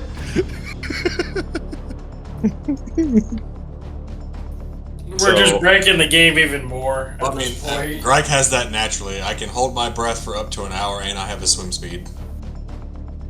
I don't even know if Greg, just pull us down. Yeah, I don't even know if Null breathes, so he just hits the water and just comes back. He's like the guy. Yes. He's like the Ghost Through the Army in water? Pirates of the Caribbean. He just walks. So we're like in this. How far do we penetrate the water? Because we did have we were moving at a fast rate of speed. That, detective, is the right question. So I'm gonna turn the lights on now. Again, all great plans, but here's what happens. Turn the lights on. Turn the lights on. Globe I got too many. I need to spit you out like a melons. I need to prune my. I've imported too many battle maps. I got too much shit going on. Turn it on. Okay. Dun dun dun dun dun dun dun. As you guys splash into this thing, they weren't originally all going to be already surfaced. These guys, but it was such a show coming down from the sky that they all surfaced.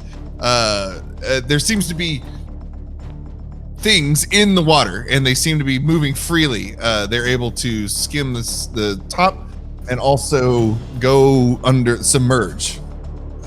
You see, well, it's eye level, so you see a bunch of waves. Awesome. So us flying around on the Neverweakened was not subtle in any way? It was. It's just you're in. So Troubled water. Really, nothing needs to be explained because the proximity thing. This was all going to happen if anything got within 100 feet. Got it. So from any direction. So if you guys wanted on foot from the side, it was going to happen. This is phase 1. Except I expected you to be on a ship. not splashing around. I still have the telepathic communication with I know. No, he's here. That's why I have him over here. He's up in the air. Y'all just keep track of how high he is. So I think max height right now 180. Whatever the max range of his weapons are, descend to that. Light them up. So we're doing. I kept 7, right? I pruned all my D&D Beyond characters. Oh man. Out of spite. Character 7. Here we go. So I don't have multiple stages of 7. He's just full 7. So we'll do I think Firebolt, several his Firebolt's very powerful, and you're gonna need him for he's gonna be able to do that. And then if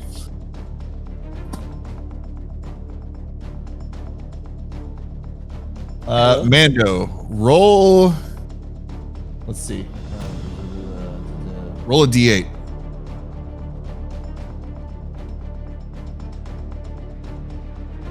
Eight. Fucking Wow. Okay. ESPN 8, the Ocho. The Ocho. Okay.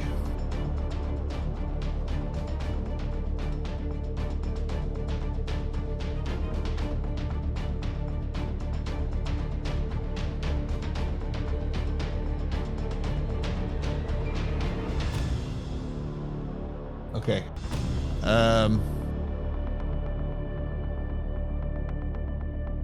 During Mando's acclimation to the Neverweakened and Seven's coaching, they've bonded, and Seven has regaled Mando of some his memories good, but sometimes he gets the facts mixed up. But sometimes some real truth comes through, and some of the stuff he talks about, you never get the feeling he's bragging at all. He's just relaying the news. But he's some of the things he said that he's done are outlandish. The magic that he's personally wielded in his former life, you just couldn't believe some of the to the degree of what he was talking about. And But now you do.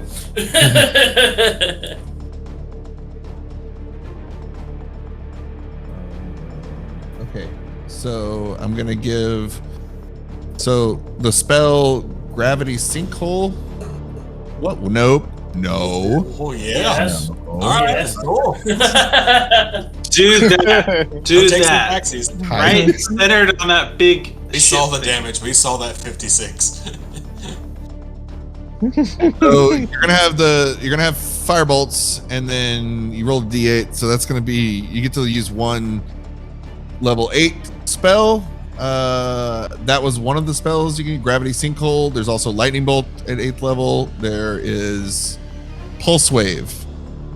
Also, I can not. Oh, okay. So cast. Okay, I said cast on VTT, not display on VTT. So Pulse Wave at 8th level, or Thunderstep at 8th level. Is this so? When you said this is not normal water, is this water conductive?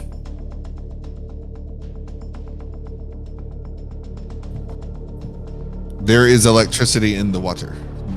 It feels electric. Seawater is especially conductive. Yeah.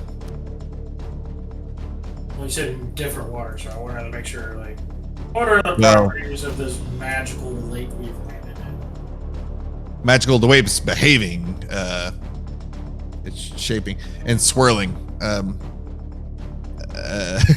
In fact, you guys splash down, and then enemies appear, and you can, like, they were brought up with the water. Like when it zip, it got sucked up there, and that now they're kind of moving around.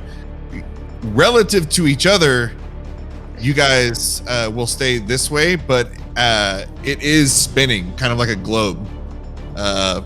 So relative, but you would stay to each other. But that means the Neverweakened will have to constantly kind of be moving to keep up with you, in orbit, micro orbit. Okay. So are we all currently like in the water, or are we at the surface of the exterior of the water? So we'll slow down. You, as soon as you're expecting to, you're like 3, 2, 1. You're about to ready to click, but you don't even get to, like, you're like 3, 2.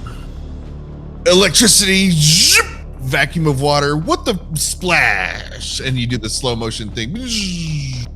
So we'll say everybody goes down maybe 10 feet. Maybe Noel goes down a little bit farther. Metal, 15. But then you feel the pull back to the surface. So the normal, like you would have on a regular, I guess, dive. And as you splash, you fight your way back to the surface. You look above, and you see the Neverweakened above you. About 100 feet. Can't remember. And only 80 feet. Only 80 feet. Yeah, I Yeah. think it's about 80 feet. And splash, oh god. And you guys look to the west, and you hear a horn as you see the mast of a giant ship making the waves aimed at your direction. And you also see making wake on either side of the ship, and in front of it giant sharks being ridden by some menacing looking water people. Okay.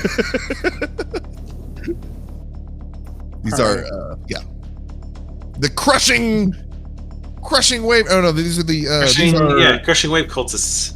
yes, cultists of the crushing wave. Yes, and these are dark tide knights mounted on hunter sharks. Okay. And then as the ship gets closer, you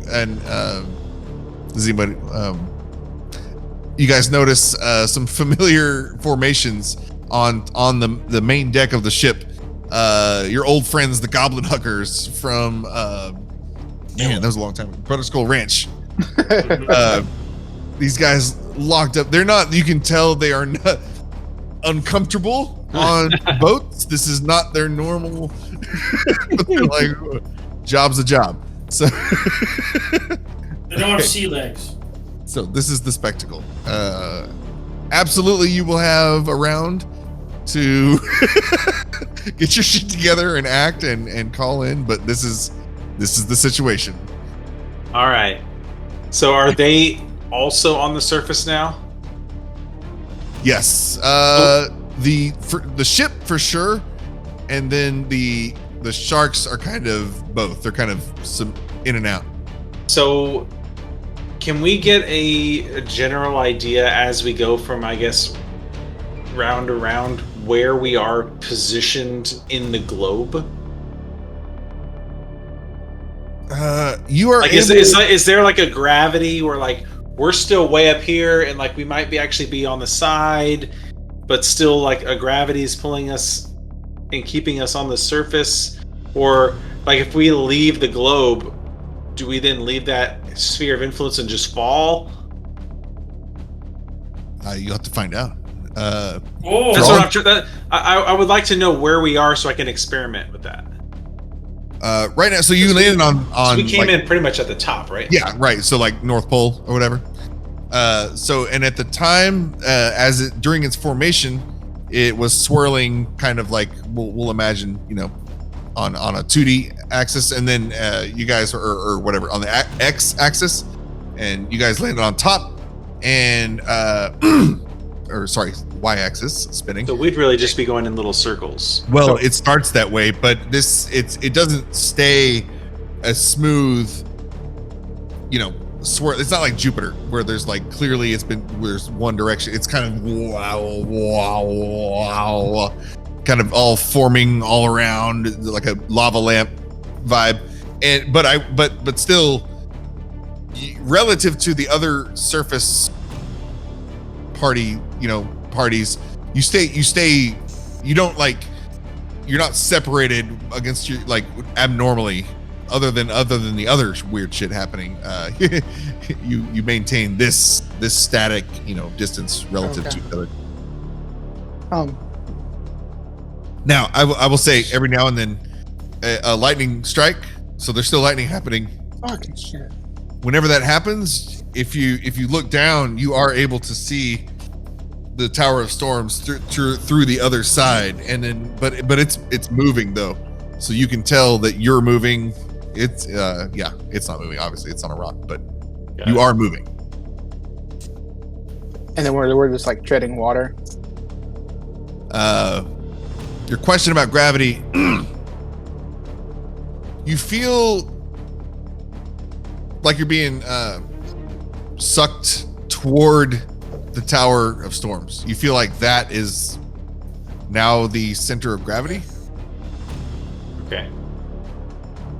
So we're on essentially an ocean that's never ending if we just stayed here. Like King Kai's planet if it was water. Yeah, okay. Got it. Okay. Do we need to roll initiative? I would say let's roll initiative. Or do you want to do a round first and then initiative? I mean, you get a free round. So yes, I want a round for it.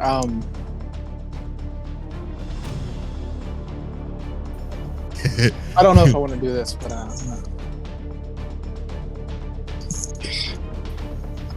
can I cast a spell? Yeah. You certainly may. Let's do the like Clayton's been doing in Icewind Dale, where we get like a group initiative. You guys want to try that? Yeah, I'm fine with that. Because my regular initiative sucked. But after this first free round. Sean. Oh, what? You willing Do you see my creatures, spell? oh boy. Water walk? Yeah. No, do it.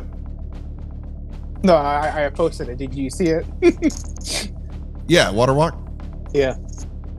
So Okay. we're all of the 10 willing creatures. So we're Nice. we're all walking on the top of the. It doesn't water. matter what he throws at us. We're just like, we got a spell for that.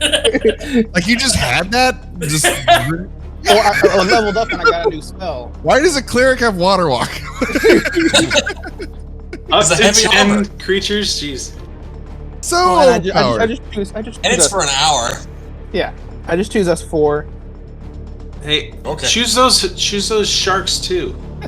No, I want a shark. That's what Greg's gonna go beat up one of the people and take their shark. Well, yeah, but like have it flounder on the surface of the water while you do it. Well, it's a Well, it does say willing it has to be creature. a willing so creature. mean. Can I be a Yeah, it electrify? doesn't say willing creature. Can I electrify the water now? We're all standing on the water. Not while I'm near you. Well, we're all standing on the water now. Yeah, I was just gonna stick Yeah, my hand it's- under the water and just go. Still going to like hit us. Like we're still touching the water. Well, I was gonna do my aquatic thing, but now I don't feel the need. So Mando is going to break off from the group and just get a little bit of distance between himself and everyone else, so that we can not be an easy target for spells. Yeah. I undo the rope attached to me and back away some. Noel doesn't want to like get lost on his own, but he also doesn't want to like be super close to things. But he is going to pull out, gonna ready. Well, He's as gonna long ready his scimitar. Amanda, as long as you stay within like the 30 feet of me, you'll have the bond. You and Noel. Oh, that's right. I can always forget about that. What does that do again? I shared Gives it. us good things. Greg is going to run across a bit. He's going to go to here, then he's going to Misty Step. You immediately lose your emboldening bond. Well, I didn't have it. I didn't give It it. was to never him. on me. Oh, okay. It's only 3 Yeah, it was people. on you guys. Oh, okay. And Greg is going to hit the lady on the shark and try to knock her off of the shark because Greg wants the shark. This is wild. So if Have this you does ever not seen work, a turtle ride a shark? I pull out my I'm not going to use my special ballista yet. I do my regular force ballista, but this time when it pulls out, it's not the long rifle that you guys have seen in the past. It is now on its own. Now it's like a little droid that has its own little tripod of legs, and it sits on my shoulder like a predator gun. Oh my god. Doom guy gun. Yeah. Yeah, Doomslayer. But I pull that out. I'll let Greg do his thing, but that happens for me as well. That's a 26 to hit. Jesus Christ. You're gonna obviously it's Yeah, you just see Noel pull out his scimitar and he's like ready his new forearm sort of gun. or 11 damage.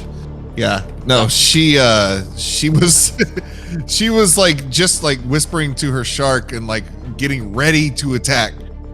And not even like yeah, exactly. Like poof. What? As Greg is coming in, like Greg appears behind in his mesh of vines. Face pops through, followed by sword. Says, "Get off my shark!" My shark. Nice. Loudly, so I imagine everybody else has now seen this too. Yeah, no, that was Around. weird. Definitely got attention. Cal, was that your whole action? Was doing the thing? Yeah. Yeah, The bonus action.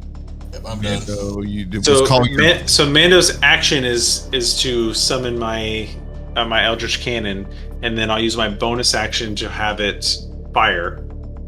So I'm also aiming at this chick on the shark, dun, dun, and dun. if I hit her, it'll push her 15 feet, and she'll be dismounted. Woo! Big Yes. splash. Yes. So that is Mando versus the Dark a Titan. 30 to hit Jesus. Yeah. for 11 force damage, and she is pushed 10 feet off the shark. My shark now. See, you're there, so like there. Well, we'll say. If you're ever forcefully moved while you're mounted, then you have to like make some sort of like check to not be dismounted. Like a dexterity. I think it's dexterity, yeah, or acrobatics.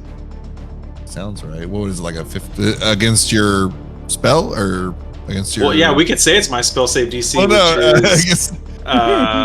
let's see, that's a 13, plus 9.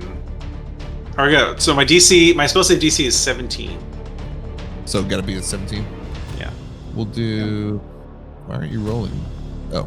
No. Oh, so Big splash. Do we want the ruling?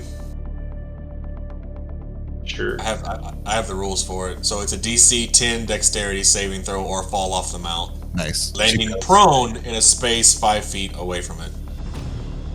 So she's I mean, sure. So so she's prone. Yeah. If she rolled less than a DC 10, it sounds like not my she spell did. save DC. She rolled a 7. So Okay. Okay, yeah, she's prone flat out. She backflopped onto the. Oh. like when the kayaks go upside down. It's just like shark belly. Yeah, we'll flavor it that way. You hit her so hard it like spins the shark, and she's underwater now. That must sting. Like, Gripe comes in, slashes her against the back, and then Mando shoots her off, and she slams in her back. Oh, all that salt water in that wound. Yeah. I bet she's a little salty right now. She just came here to sell tacos. And I will, using I guess my free action, I would tell the Neverweakened, rain fire. Rain fire. But sir, the troops. I'll say targeting the ship's hull.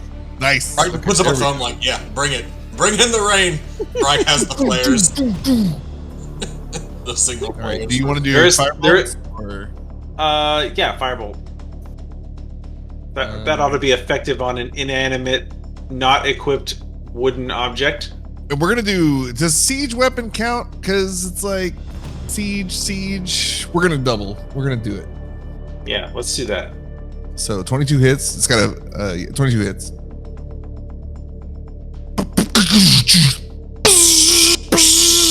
Down. Yeah, I like the burning laser effect. So yeah, rain fire. The Neverweakened 7 flutters down just a little bit and sees you guys are in trouble, and on his way down is gonna just start firing like you heard Mando. And so these things, and I want it like each, so there's like 4d10 of damage, but I want it to be like 4 1d10s just for flavor, like so it's like Yeah. yeah on its way down. Enterprise laser beams. Yes.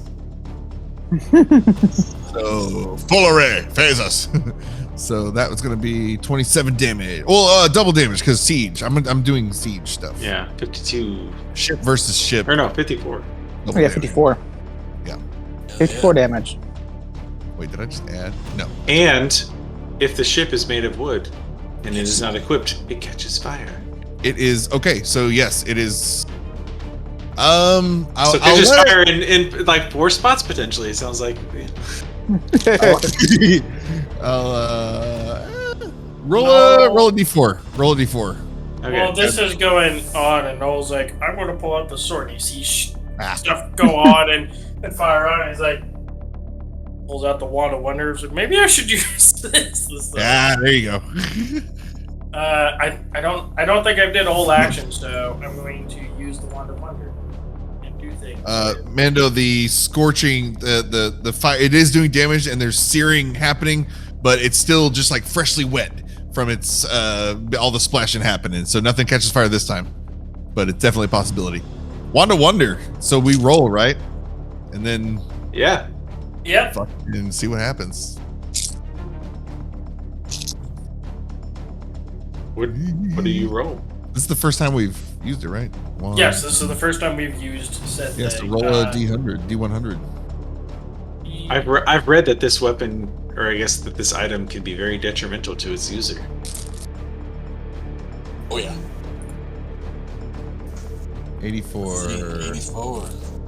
A stream of 1d4 times 10 gems, each worth 1 GP, shoots from the wand's tip in a line of 30 feet long and 5 feet wide. Each gem deals 1 bludgeoning damage, and the total damage of the gems is divided equally among all creatures in the line. And he's kind of just like firing it, like he's pointing it towards like this direction sort of area. You're shooting money at people. And he's sitting there kind of baffled at what's going on as this one tiny stick-looking thing is spawning gems. Yeah, so I guess roll a d4, and then it'll be that times 10. What the heck? I can't Come on, control 40. my own freaking square I drew. Right, that's a huge difference, 1 to 40, or 10 to 40. So There you go. 20. So 20 gems, each worth 1 GP, blast out from the end of Null's new Wand of Wonder. Each gem deals 1 bludgeoning damage, so that's 20 bludgeoning damage, and it's divided between everything in the line. Nice. So 20 divided evenly. Yeah, probably amongst the three. Yeah, evenly with. Oh, that works. We'll call it. So, and I had them over there, whatever. Yeah, we'll say there's two goblins that just happen to be on the hole in a bad timing.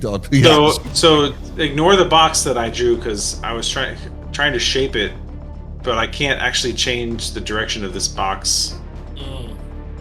Oh, okay. So no, what's so, your? so delete that. He said he was aiming down here towards these sharks. Yeah, it was like this area, kind of. Where yeah. There we go. I don't know why I can't control. Let me. Box that I Yeah. Polygon He was just- line. Yeah. He was So just like, let you're me- trying to knock them off the back. or kill him. So like that. The He short doesn't know what happened. person. There we go. Yeah. Okay, so yes, this line, shooting gems out. Divided by That's it, gonna be 20 divided by 2, so we'll do 10 damage bludgeoning for each of the. If anybody remembers these gems, we'll see about those later. But for right now, they just kind of go into the water after And you they. see, Yeah. you see Null. He pulls this little stick out, and he's like, "Okay, let's do this." And then Jim, he's like sitting there, kind of trying to keep it steady as those gems keep firing off, and he's really dumbfounded at what's going on. He looks to his right and like, "I don't know what's going on." Cal just said, "Good job. You're doing great." Yeah, that's the action. I did my movement action and all that. So And is that everybody's turn? Neverweakened. Yeah, I went to Calgo. Besides just doing his water walk. Yeah, that was my action. Yeah, and then he moved Do you a have any bit. bonus action you can do?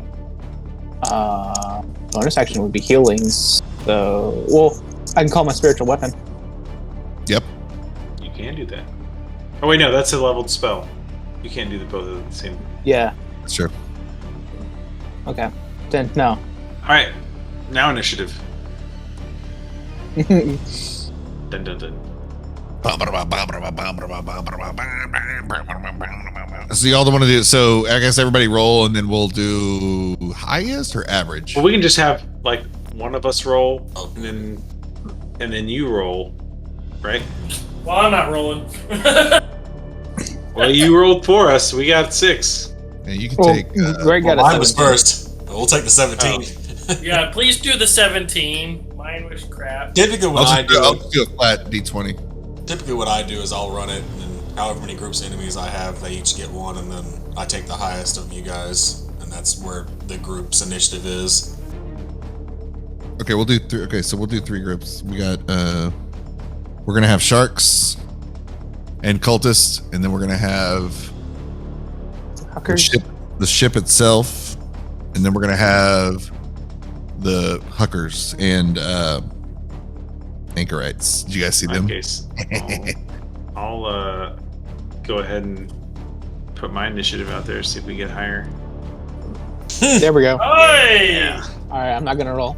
Mine's a +0, so I don't think I'm gonna. Oh, I got the +1 initiative, so like.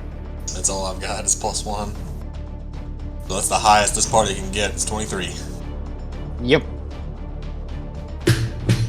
Okay, I'm gonna ignore modifiers and just do flat 20s here. Sharks are 17. Ship is 17. What are the odds of that? Well, another 17. 1 in 20. Yeah. Dude, I had like 4 crits the other night. Boreanazil. Oh, so good. I saw there was a D&D TikTok that somebody did, and the guy's like, roll for damage or roll for a hit or whatever attack, and the guy just pulls out one of those bingo ball things, and he starts rolling, and he rolls a nat 20 for the video, just straight nat. Yeah. And the guy in the back's like, "Are you kidding me?" Yeah. We successfully broke Rebel's End prison. We broke into, or well, no, we were cordially invited into, but then we just fucked everything up. Yeah. And all the guards, the Hydra, Jesus Christ. It kind of seems like that tonight, where it's like everything you've put up, we've just like, oh yeah, water, cool, we'll walk on it. Not an issue. Keep leveling up. Shit keeps getting weirder. It's the best. All right. So 23 for group, and you guys, you do want to go as a group? Yes. And we'll do. Yeah, we can do that. You want 7 with you guys, or? Let's do- I would say yes. Unless you Yeah. see any reason why not. 7 could be like the drone that sits in the sky and gives us readouts on where everybody is. It's the eye in the sky sort of deal. Okay. Nice. Yeah, whatever. He's got a +10, but we'll say if you can have him go wherever you want him at the beginning or end of your turn. So, okay, and like combo moves encouraged. Go. Let's see what happens. Yeah. Trying to think. right. Okay, so how far are we out here? Oh, okay. 23. You guys have initiative again. Okay. Oh yeah. Okay. So we've successfully dismounted that chick. Yeah, I mean, Grike would naturally, his next idea would be to attempt to dominate the shark. That way, it's his. Yeah, Noel's gonna move Who could be? towards I'm the towards captain this now. area, and he's going to the woman on this shark here. He's going to throw a thorn whip out, and he's going to try and like grapple her, pull her off the shark, kind of towards Nice. him. Nice. So, yeah. So it's gonna be. Finally finished that bottle of Pendleton.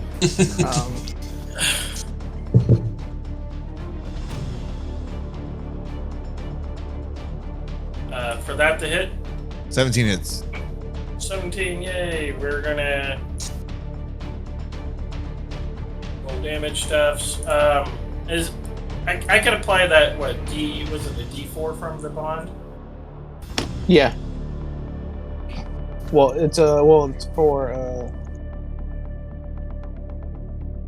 It'll be 8 piercing damage to her. Plus, That's the closest one it's to you. attack ability check or saving throw.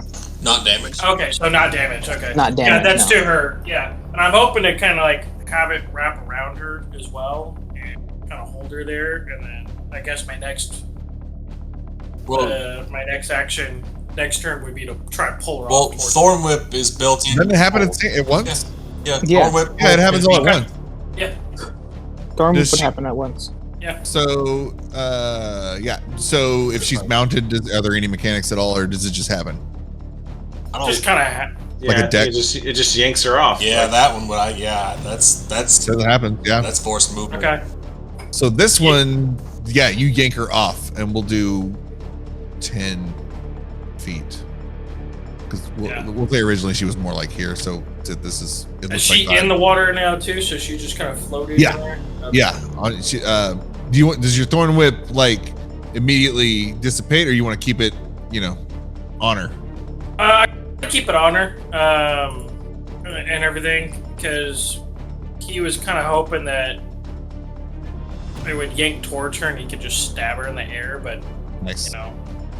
what happened in his head and what really happened are two different things. So he's gonna try keep her there so he can yank her again eventually and stab her with a sword. Nice. But that's all he can do at this time. All right. Okay. Grike is going to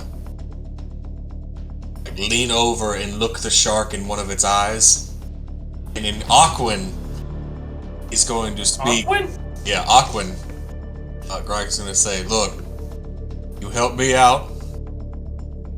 I will remove you from servitude. You don't deserve to swim in this fishbowl. You deserve the ocean, as all creatures deserve their freedom. Help me out. We'll make it happen." And animal handling. Oh shit.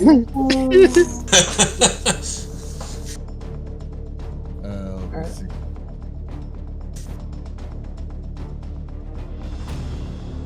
Okay. You see that? Nope. This show? Okay. Nope. He rolled a 6. So, father? No, You develop In a special Aquan- whistle. in Aquan, he'll ask you, "Do you wear spurs?" Because this chick wears spurs, and I hate it. No spurs. None needed. I am your new best friend. All right, perfect. We're gonna get along great. What's your name? NATO. All right, NATO. Let's go. I mean, this is kind of a shark name. Ah, shit. What's his movement? How far can he move? Or better, I'm just gonna be like, go ahead and eat your person with the spurs. I'll make sure she can't hurt you. Because if she attacks him, And she is prone right now. yeah, she's prone right now, and if she decides to attack him, one of my feet will pop, and I'll use a reaction to smack the crap out of her so she can't move still. Yes. I'm gonna. How do I do this? I'm gonna name it. This is NATO. Oh yeah. And Like a literally shark. can be controlled by. I don't want it to be that. We'll do.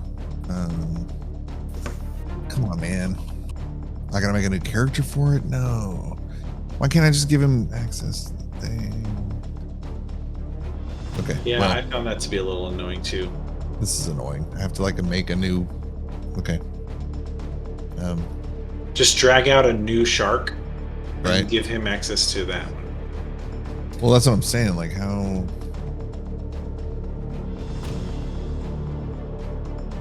So just throwing it out there, will I be able to use my my light crossbow while using a spiritual weapon? Yeah, why not? Okay. Spiritual weapons bonus action. Yeah, I'm just saying Crossbow's light action. crossbow is two-handed, so just trying to figure out how what y'all would. You will- control your spiritual weapon by thought.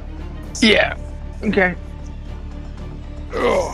So Here we Yes, go. Here we go. I got it. I just didn't do the right pathway. We're good. We don't need the extra shark. You come here. You are now Greg Shark. Here we go. Now do the bitey NATO. on the Nameplate. water woman. What type of shark is it? It's a hunter shark. It's a great white. Dire shark? All players can be controlled by Zangetsu. Save changes. Clayton, you should be able to move that shark now. Yep. And what was the second thing I was supposed to do? What? You're supposed to kill everything and we win. And the water falls, and there's a big trophy waiting for you. Is that a sea hag that's among the ship? Okay, I tried making a mace. It didn't That's a work out. spiritual penis. Well, we found tonight's title. What kind of I thought we got you a token for that. I guess. Didn't we make a token? It's mace. Well, I don't know. I don't have one here. All I can move is my name. Hammer or something? Come on. Give me something. Didn't I have? I thought I had something. I thought we did too. Just use this arm of Namir. Oh, that'd be awesome. Well, then you can just erase the red scribble. I got Tensa Claus, Jinzy. Why are they in this game? Okay, well, whatever. Let me look up. What? You want a mace? Yeah. Mace PNG. Here we go.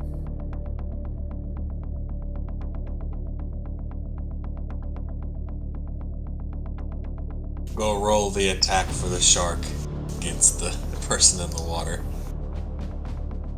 Oh yeah, who's up next? I'm figuring out Cal's thing. Oh my god, go away. Greg's commanding his shark to bite. Yeah. It's The prone. former rider. Ooh. You have advantage because it's prone. That is true.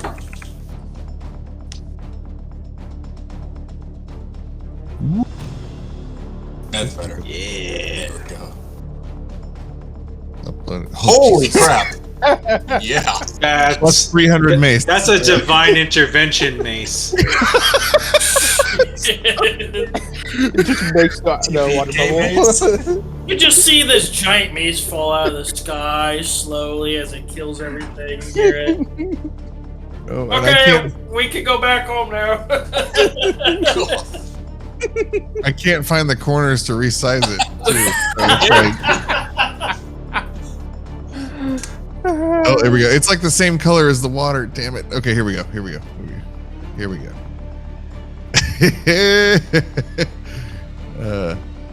I swear it's never done this before. That's what she said. I was gonna throw a sizing joke in there, but yeah. Where'd it go? I keep losing. Okay, there it is. Small. Okay. Well, now it's wonky. Come on, man. It does look a little wonky. There we go. No. Apparently size matters. Jesus. Okay, where would you like this thing? Where he's currently got his Where my scribble is at. Yeah, erase the scribble. blasted scribble. Spawn my spiritual weapon there to attack. That's Yeah, tonight's bonus action. Red rocket scribble. I kind of like the episode title to be Flaccid Scribble. Oh my god, nothing matters. It's just a hammer. Why is it so complicated? Why? Controlled by. Here we go. Cal. Okay. Cal, can you move that thing? Whoop. Wrong tool. Yep. Okay, sweet. All right. Are we Yep. bashing the Anchorite of Talos? So right now, Yeah. Bash that person. the hunter shark bit the Yeah. previous owner for 11 Oh. damage. I missed Yeah, all that. it's- Okay. Yeah, 19 to hit and 11 damage would have been if a 19 hit. 19 hits. Yes. 11 damage. Okay. Is that? Ah! NATO! She tries to do the nose punch thing, but it doesn't work. Bites, shakes his head. Is that a myth? Probably. Like, I have seen video of divers diverting the shark, like just pushing it. And I'm like, I get that, but I don't think you're just gonna like Rocky punch a shark and then it's like, oh, scary human, I better leave. Well, actually, They have so many sensory organs right there at this nose that you can. Typically, that's why you see a lot of people can honestly just take them and Well, that's what I was just push saying. them Like away. that way, that's more of like a shark whisperer move. Like, no, keep moving. Keep get out Yeah, of but here. we're talking about like Horses don't Chuck wanna be Norris nice. versus a shark. Like, Yeah. Also the For the size of most the part, shark. Like they're there's gonna little leave. bitch sharks. And then there's like awesome sharks. 27 hit. Yeah. Probably. Yeah. Everybody. The spiritual weapon. Sorry. It's an And Anchorite. that's on an Anchorite? Yeah. Yes.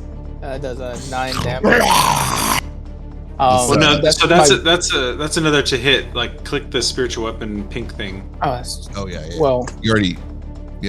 I don't know why it's casting it twice. It's weird. Yeah. There you go. There you go. 13 Nice. force. Okay, that's what I was about to hit. Okay, 13 force damage then. Use the That's my force. bonus action. The Anchorite takes the force damage with the ethereal like floating mace and does this like Wolverine electric like trying to fight the mace, the spiritual weapon, ready to fight. Fire with my crossbow. Why is it clicking twice? Is that 11 That's to hit? so weird. 11 to hit, yeah. 11 misses. Okay, Dun-dun. Into the water, cool. or even into the side of the ship, or no damage though. So and I may everyone kind of surrounding the ship token here. It's not like literally how they would be laid out, but you can imagine they're on a ship-shaped ship, not a circle-shaped ship, and, you know like that. So if it does come into play with any kind of like line, like I know you used Wand of Wonder earlier, but I won't like purposely take something away, but it will require some description. So anyway, okay, nice. Who's next? Does the ship look like it's in ship shape? Oh yeah, ship looks fine. Even after the Neverweakened attack on it? That was a great. Yes. What? We'll say like it knocked over some buckets and there's some searing on the top, but nobody's like immediately rushing to like repair any kind of damage. Nothing like that. So. Okay. I will tell. Sorry, Cal. Were you done with your turn? So Yes. You wanted to do Yeah. something My else? turn was done. Okay. I'll tell the Neverweakened to. So can I see who all is on the ship, or is that like too high up for me to see? Yeah, that'd be too high up. We'll say those ships are. I need my spelljammer. Book. Oh, jammer.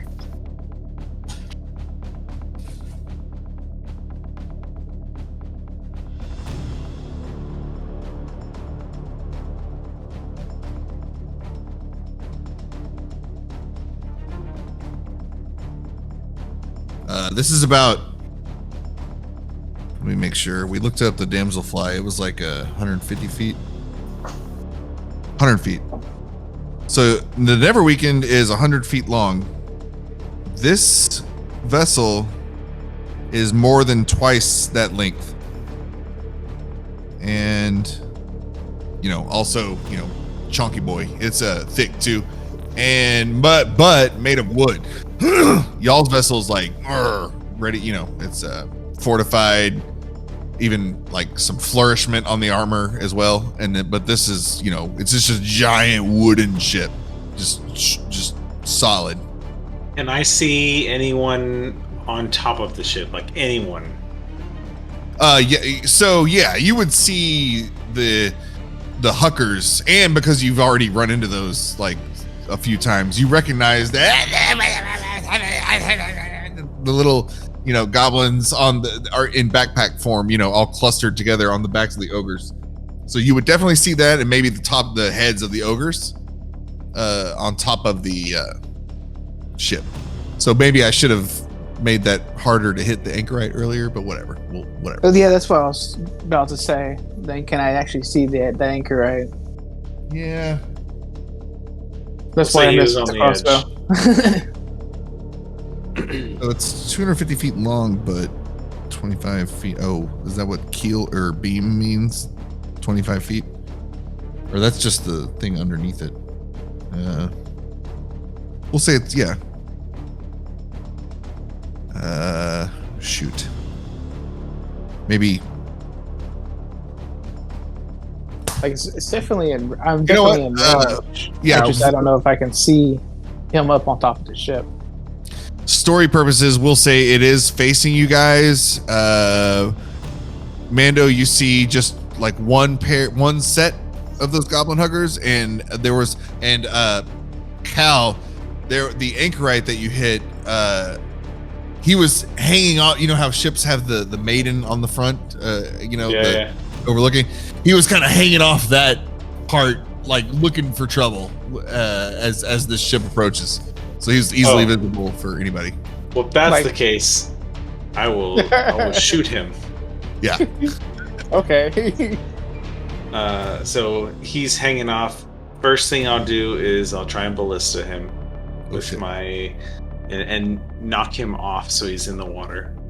Oh shit. So that'll be a 20 to hit for 10 force damage.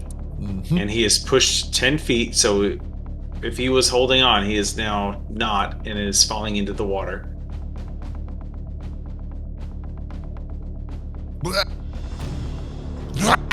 And while he's falling, while he's like midair falling, I will shoot him with my blaster pistol for 21 to hit and 21 fire damage. But it's I'll also activate my arcane firearm for an additional 8 damage on top of that. What about the bonded thing? You can add another D4. Oh no, that's damage you do. No, that's the second number you're seeing there. Is that the second number? Okay. Yeah, that's the bonded number. So yeah, bad day. So a total of 39 damage to him. Yeah. Damn. So that and you said we could level up, by the way. So Mando levied off that first shot, and then he sees this Anchorite, and it's boom, boom. But like the first one is obviously the force of his Eldritch Cannon from the shoulder. But so he's actually got his shield on right now. So but again he's got his like kind of backpack of what's it called? It's the Agonizing Blaster. Agonizing Blaster, yeah. Which has got like the whole cord that like runs down his arm to his blaster, and the blaster's really packing a punch now. Yeah. Gone are the days of 4 fire damage. Yeah. Did I roll a 5? No, you rolled a 39. Yeah, 39. 27 damage. Yeah, no, we'll say the Force Ballista, like he's already, so he gets scored, she's like, ah! And then boom! He like pancakes against the hull, and then kind of lifeless down into the water, face down. I'm just imagining the anime style, like the overpowered gun animation that just happens. And then I would tell the Neverweakened to fire indiscriminately into the hull. Like I don't know who. I can't see anybody for it to target. I would love for it to target the Sea Hag, but I don't know if we need to like roll something to get him to attack that one in particular.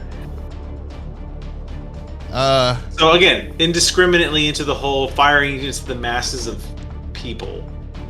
I'll say once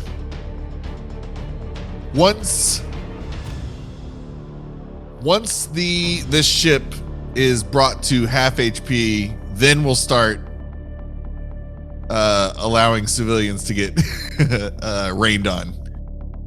Because we'll say like now the whole ship is becoming hazardous and people are a bit more frantic, and I'm telegraphing it. We'll get there. So okay. Neverweakened levies another Yeah. shot against the ship in general. Burning into the hull. Nice. 17. Yeah. So 17 hits. He's got a plus 12. He rolled a 5. And that's gonna be burning into the hull. 30. Nice. 60 damage. 60. Yes, double damage. Siege. And it's a big ship. So okay. I'll let you know when it's bloody. There'll be some show. There'll be a show. All right. Who else? Who's left? That's it. I think I was the last one. Yeah. Yep. That was our party thing. All right. Mixed up 20 minutes of NPCs. I'm doing his part. Okay. We'll get through it. Oh, I didn't do the hag. She can be with the ship. Okay, here we go. I'm It's listening. gonna be the Sharks first. NATO now has Greich's initiative, so it'll be the other two Dark Tide Knights who are going to attack. One of them will attack Null, and the other. What do you mean you're gonna attack me? Null. What? Change the Come after me like this? Oh, and I think I'll do her first. She's got the one that Greig right? Yeah. Who actually knocked her off? Whatever. Somebody knocked her off. Well, I pulled one of them off, and then Yeah, that's the one. Greg just Yeah, punched one of those somebody. sharks doesn't have a rider on them Oh, anymore. that's right. She left, Yeah. so she needs to stay. There's only one rider still on the Well, shark. okay, there we go. So they'll spend their action becoming rider and mount again. That's it for them. But then the other one will attack, and then the other one, that's the one that's going to attack Greik. She's just in the water. Yeah. Or splash. Not a disadvantage. This is her. She is home. And she does get sneak attack. Okay. So, scrambling to get her bearings again from being knocked off of NATO. Her once loyal steed. She wields a short sword. Is going to make a multi-attack against Grike for 7. And then 19. Does 19 hit? At least 19 does there hit. we go. That's gonna be whatever plus 7 for 13 damage. All right.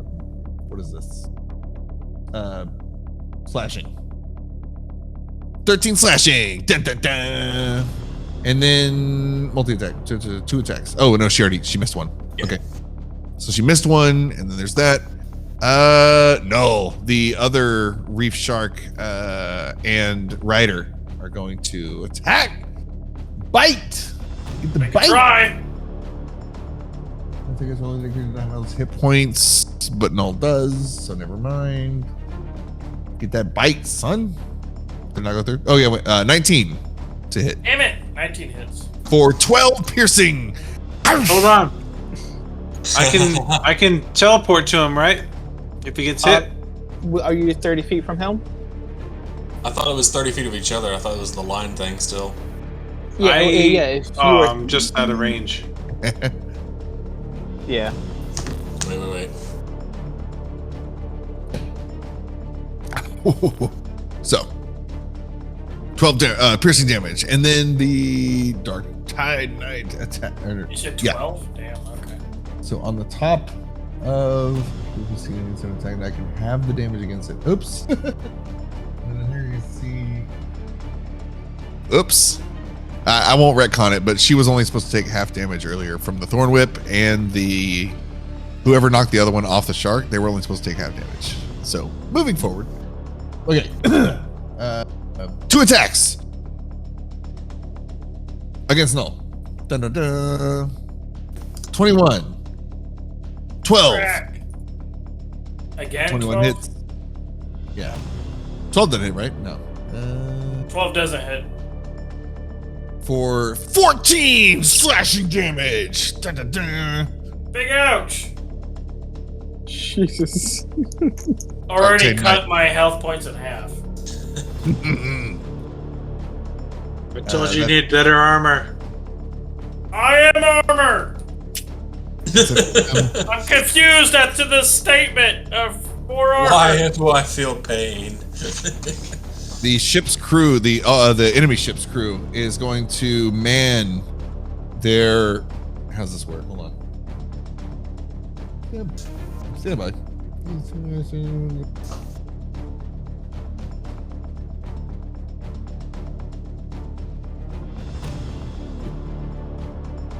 Okay.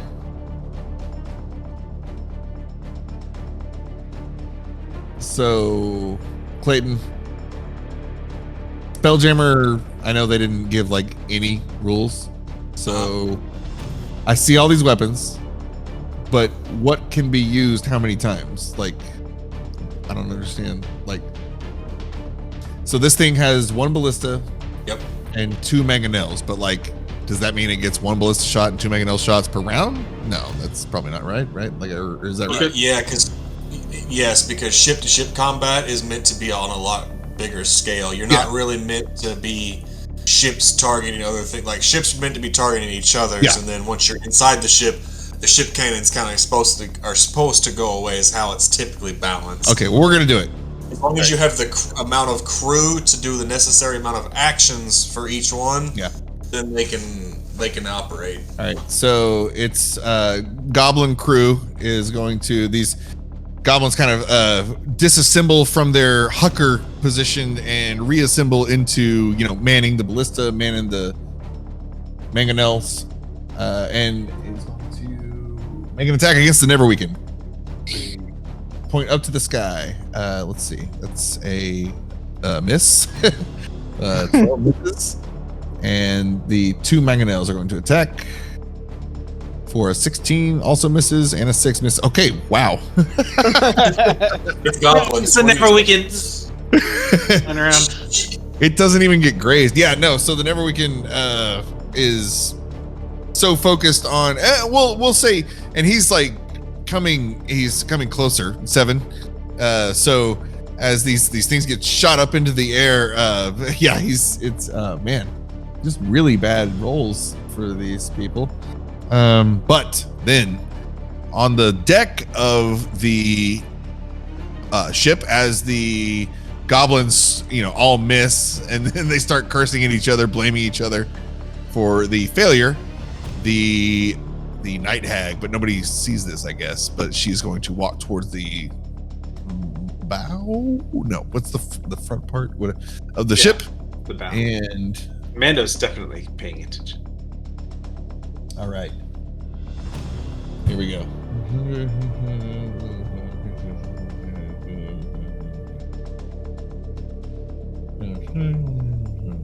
Okay, all right.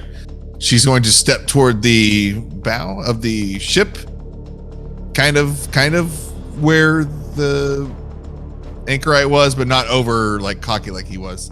Still on the ship, and aim her. Ooh, you know what? Did you say that Anchorite died, or did he just fall into the water? So he's face down, but he's still like, for half second he was like lifeless, but then, so he's like barely hanging on. Blood, he's floating in his own blood. It's everywhere. Not looking great. Not looking, barely alive. So Sea Hag steps forward.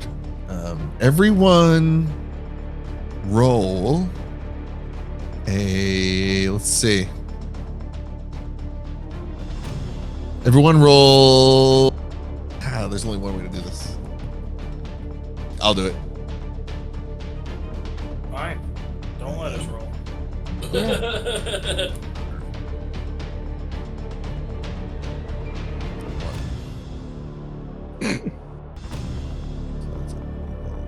Okay. All right. Mando. The Sea Hag. Yeah.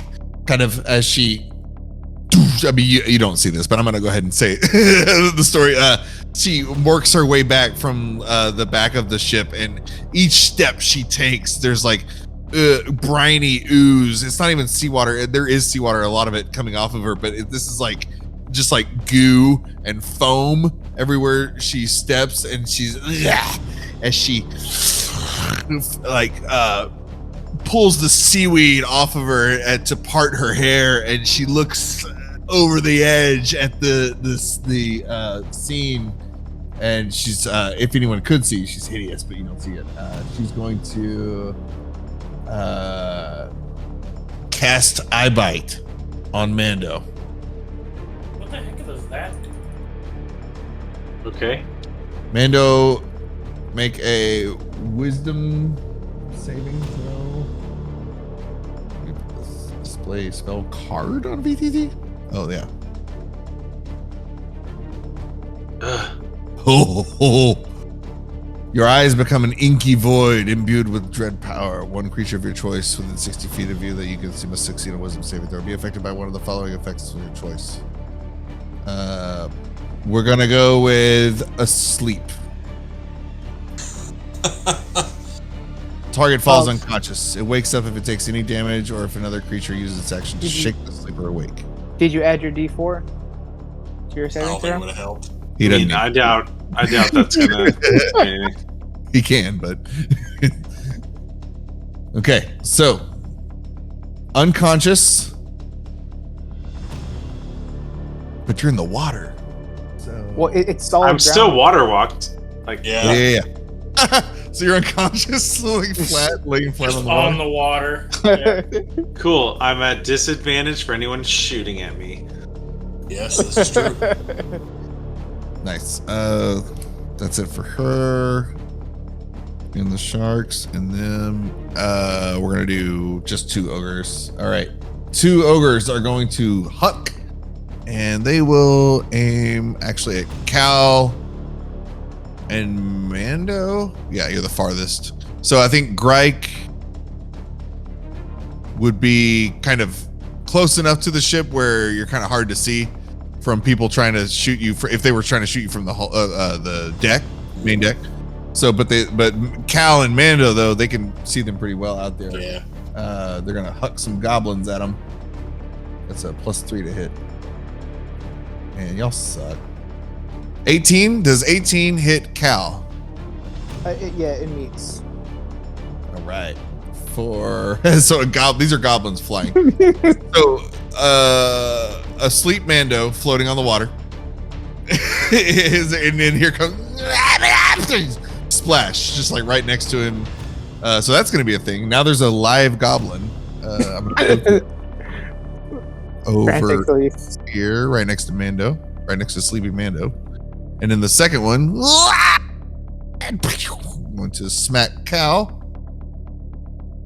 for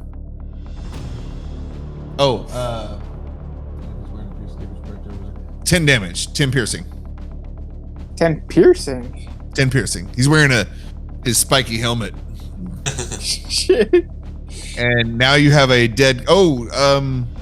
So I mean, yeah, that's a D6 times. So did this goblin have any terminal velocity where he wouldn't necessarily be right next to me? Would he skip? Would he have maybe gone 10 or so feet or wait here? No, we'll say he hit just in front of you and then surfaced just behind. Oh, got it. And Sure. The one that hit Cal is, let me do he only has 7 HP, so 1, 2, 3, 4, 6.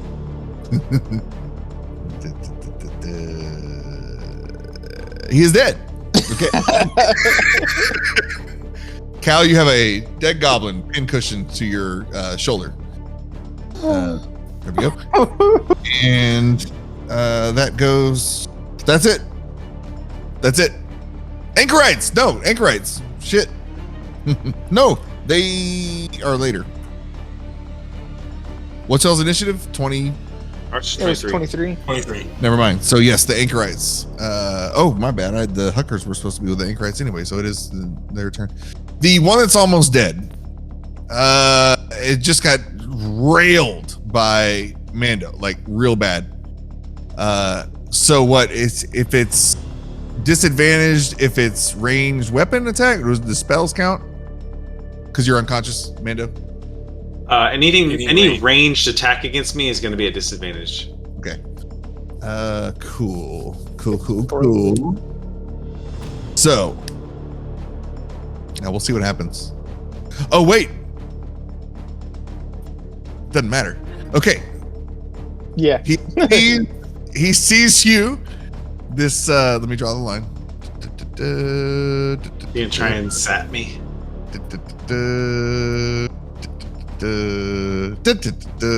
So I was about to say, well, I was gonna do it anyway, but then I was like, wait, it's not a hit. It doesn't matter. Okay, so having just gotten his whole world rocked by Mando, just beaten to a bloody pulp, the Anchorite comes to, wipes the blood out of his eyes, and it takes him a second. Wiping the seawater, everything stings, his whole body hurts. In full rage, he's gonna scream, and as his like bloodshot eyes, veins popping out everywhere, with both hands he unleashes a lightning bolt that dances across the top of the waves toward Mando. And Mando and Goblin gonna have to make a save. This is Anchorite. Anchorite casting. Is it a dex save? This is a dex save. Dex save. Oh, fucking. So, and I'll do the Goblin too. Goblin's actually not bad. 7. No, that's not. No. Whatever. So the lightning dances across the top of the water. Lost it. Where'd it go? 4. 33 lightning damage. So, as it hits me, the lightning rod that is currently strapped to my back activates.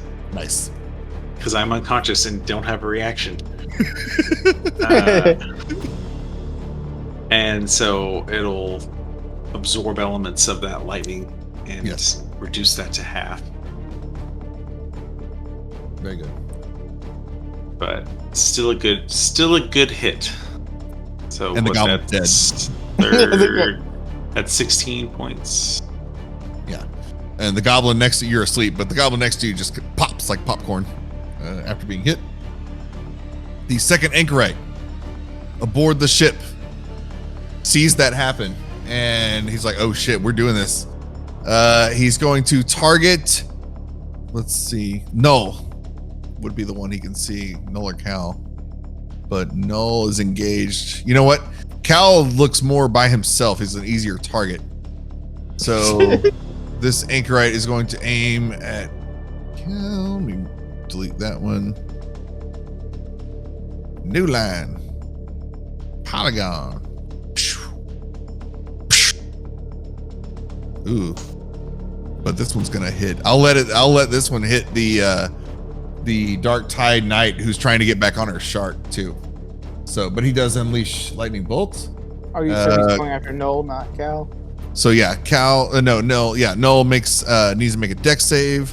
So does the Dark Tide Knight. Ooh, she rolled a 5. So down here, so we got Null dex save. This is gonna be nice. That's I think that's plus your D4. Because you're 22 damage this time. 22 lightning. No, just one. Okay, so it's 18 is what he rolled. No, 18 saves. Okay. So it would already be half, and then you've got your lightning. If you choose to use your lightning rod, you can have it further or save it for later. The way the lightning rod works is you get one level 1 absorb elements a day. No. You read that wrong. This is. But you can get You can Unlimited. expend your own. I thought No, it was you get- one per day, No, and no, then no. you can expend your own spell slots. No, to no, get no. more. You get unlimited level 1.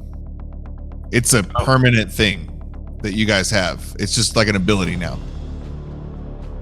So, Never mind. I mean, Use it's it. Storm King Thunder. So, Yeah, use it. and then yes, and if you want to have it absorb more elements or whatever, then you have to use your own spell slots. Other than if you wanted to do more than a level 1. So Mando earlier, does it automatically take half, or don't you have to? So what's a level 1 absorb elements get you? 1d6. 1d6. See, that's what I'm saying. So you wouldn't. So earlier when Mando got hit with 33, he doesn't get. It doesn't take half. He takes only a d6 off of that, right? No. So absorb elements is you gain resistance to that particular Oh, my bad. You only damage gain a instance. d6. Okay, got and it. then got you it, get a d6 of damage in your output. got it. Got it. All right. And So if it's wait, but if you can choose to use it, then you couldn't have chosen earlier. You're unconscious. So Well, I thought that it was choosing to use it, like it would like go off because it hit me.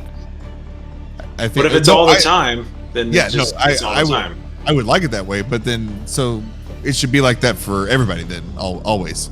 So Yeah. it's like it's a thing that's on you that it works. Now we'll add the magic in to where if you're conscious and you can react, then you can add, then you can beef it up. Otherwise, it's just Go with that. Okay. all right. So That's it for them. So that's back to you guys, but it's after midnight right now. So if it's, Getting late. Yeah, we can So take it there from there. we can start right back up on y'all's initiative. And but let's just say Noel he passed the save, so that would be half. So that'd be 11, and so half And of then- that would have been what, Yes. 6, Yes. 5. 5. right, Rolled. Okay. Yeah. right, So you only take 5 damage, Noel. right. I'm taking all the damage. If you want to. Now, I went from 51 to 20. Pretty Yeah. fast. Yes. Yeah. Noel's not having a fun time. It would seem not. You need Greg's having a armor. blast. Greg's got a You new need best friend. armor. Yeah, okay.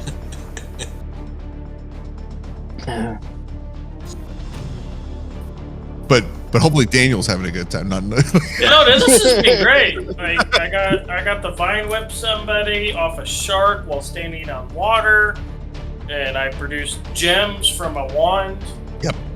Oh yeah. I'm gonna follow up on that. Like, So there's is like it 20 GP floating around, right? Somewhere. Just somewhere, yeah. like That's is not- it a vine, or is it like a chain, No, it's a metal vine. vine? No, it's a vine. It's a thorny vine. Yeah, like a chainsaw chain. Yeah. Mine, like server cables, like a server room. Coming out. Yeah. Cool. Alright, All right, yo. All right. I'm headed to it. Peace out. We'll see you next time. Later. good game.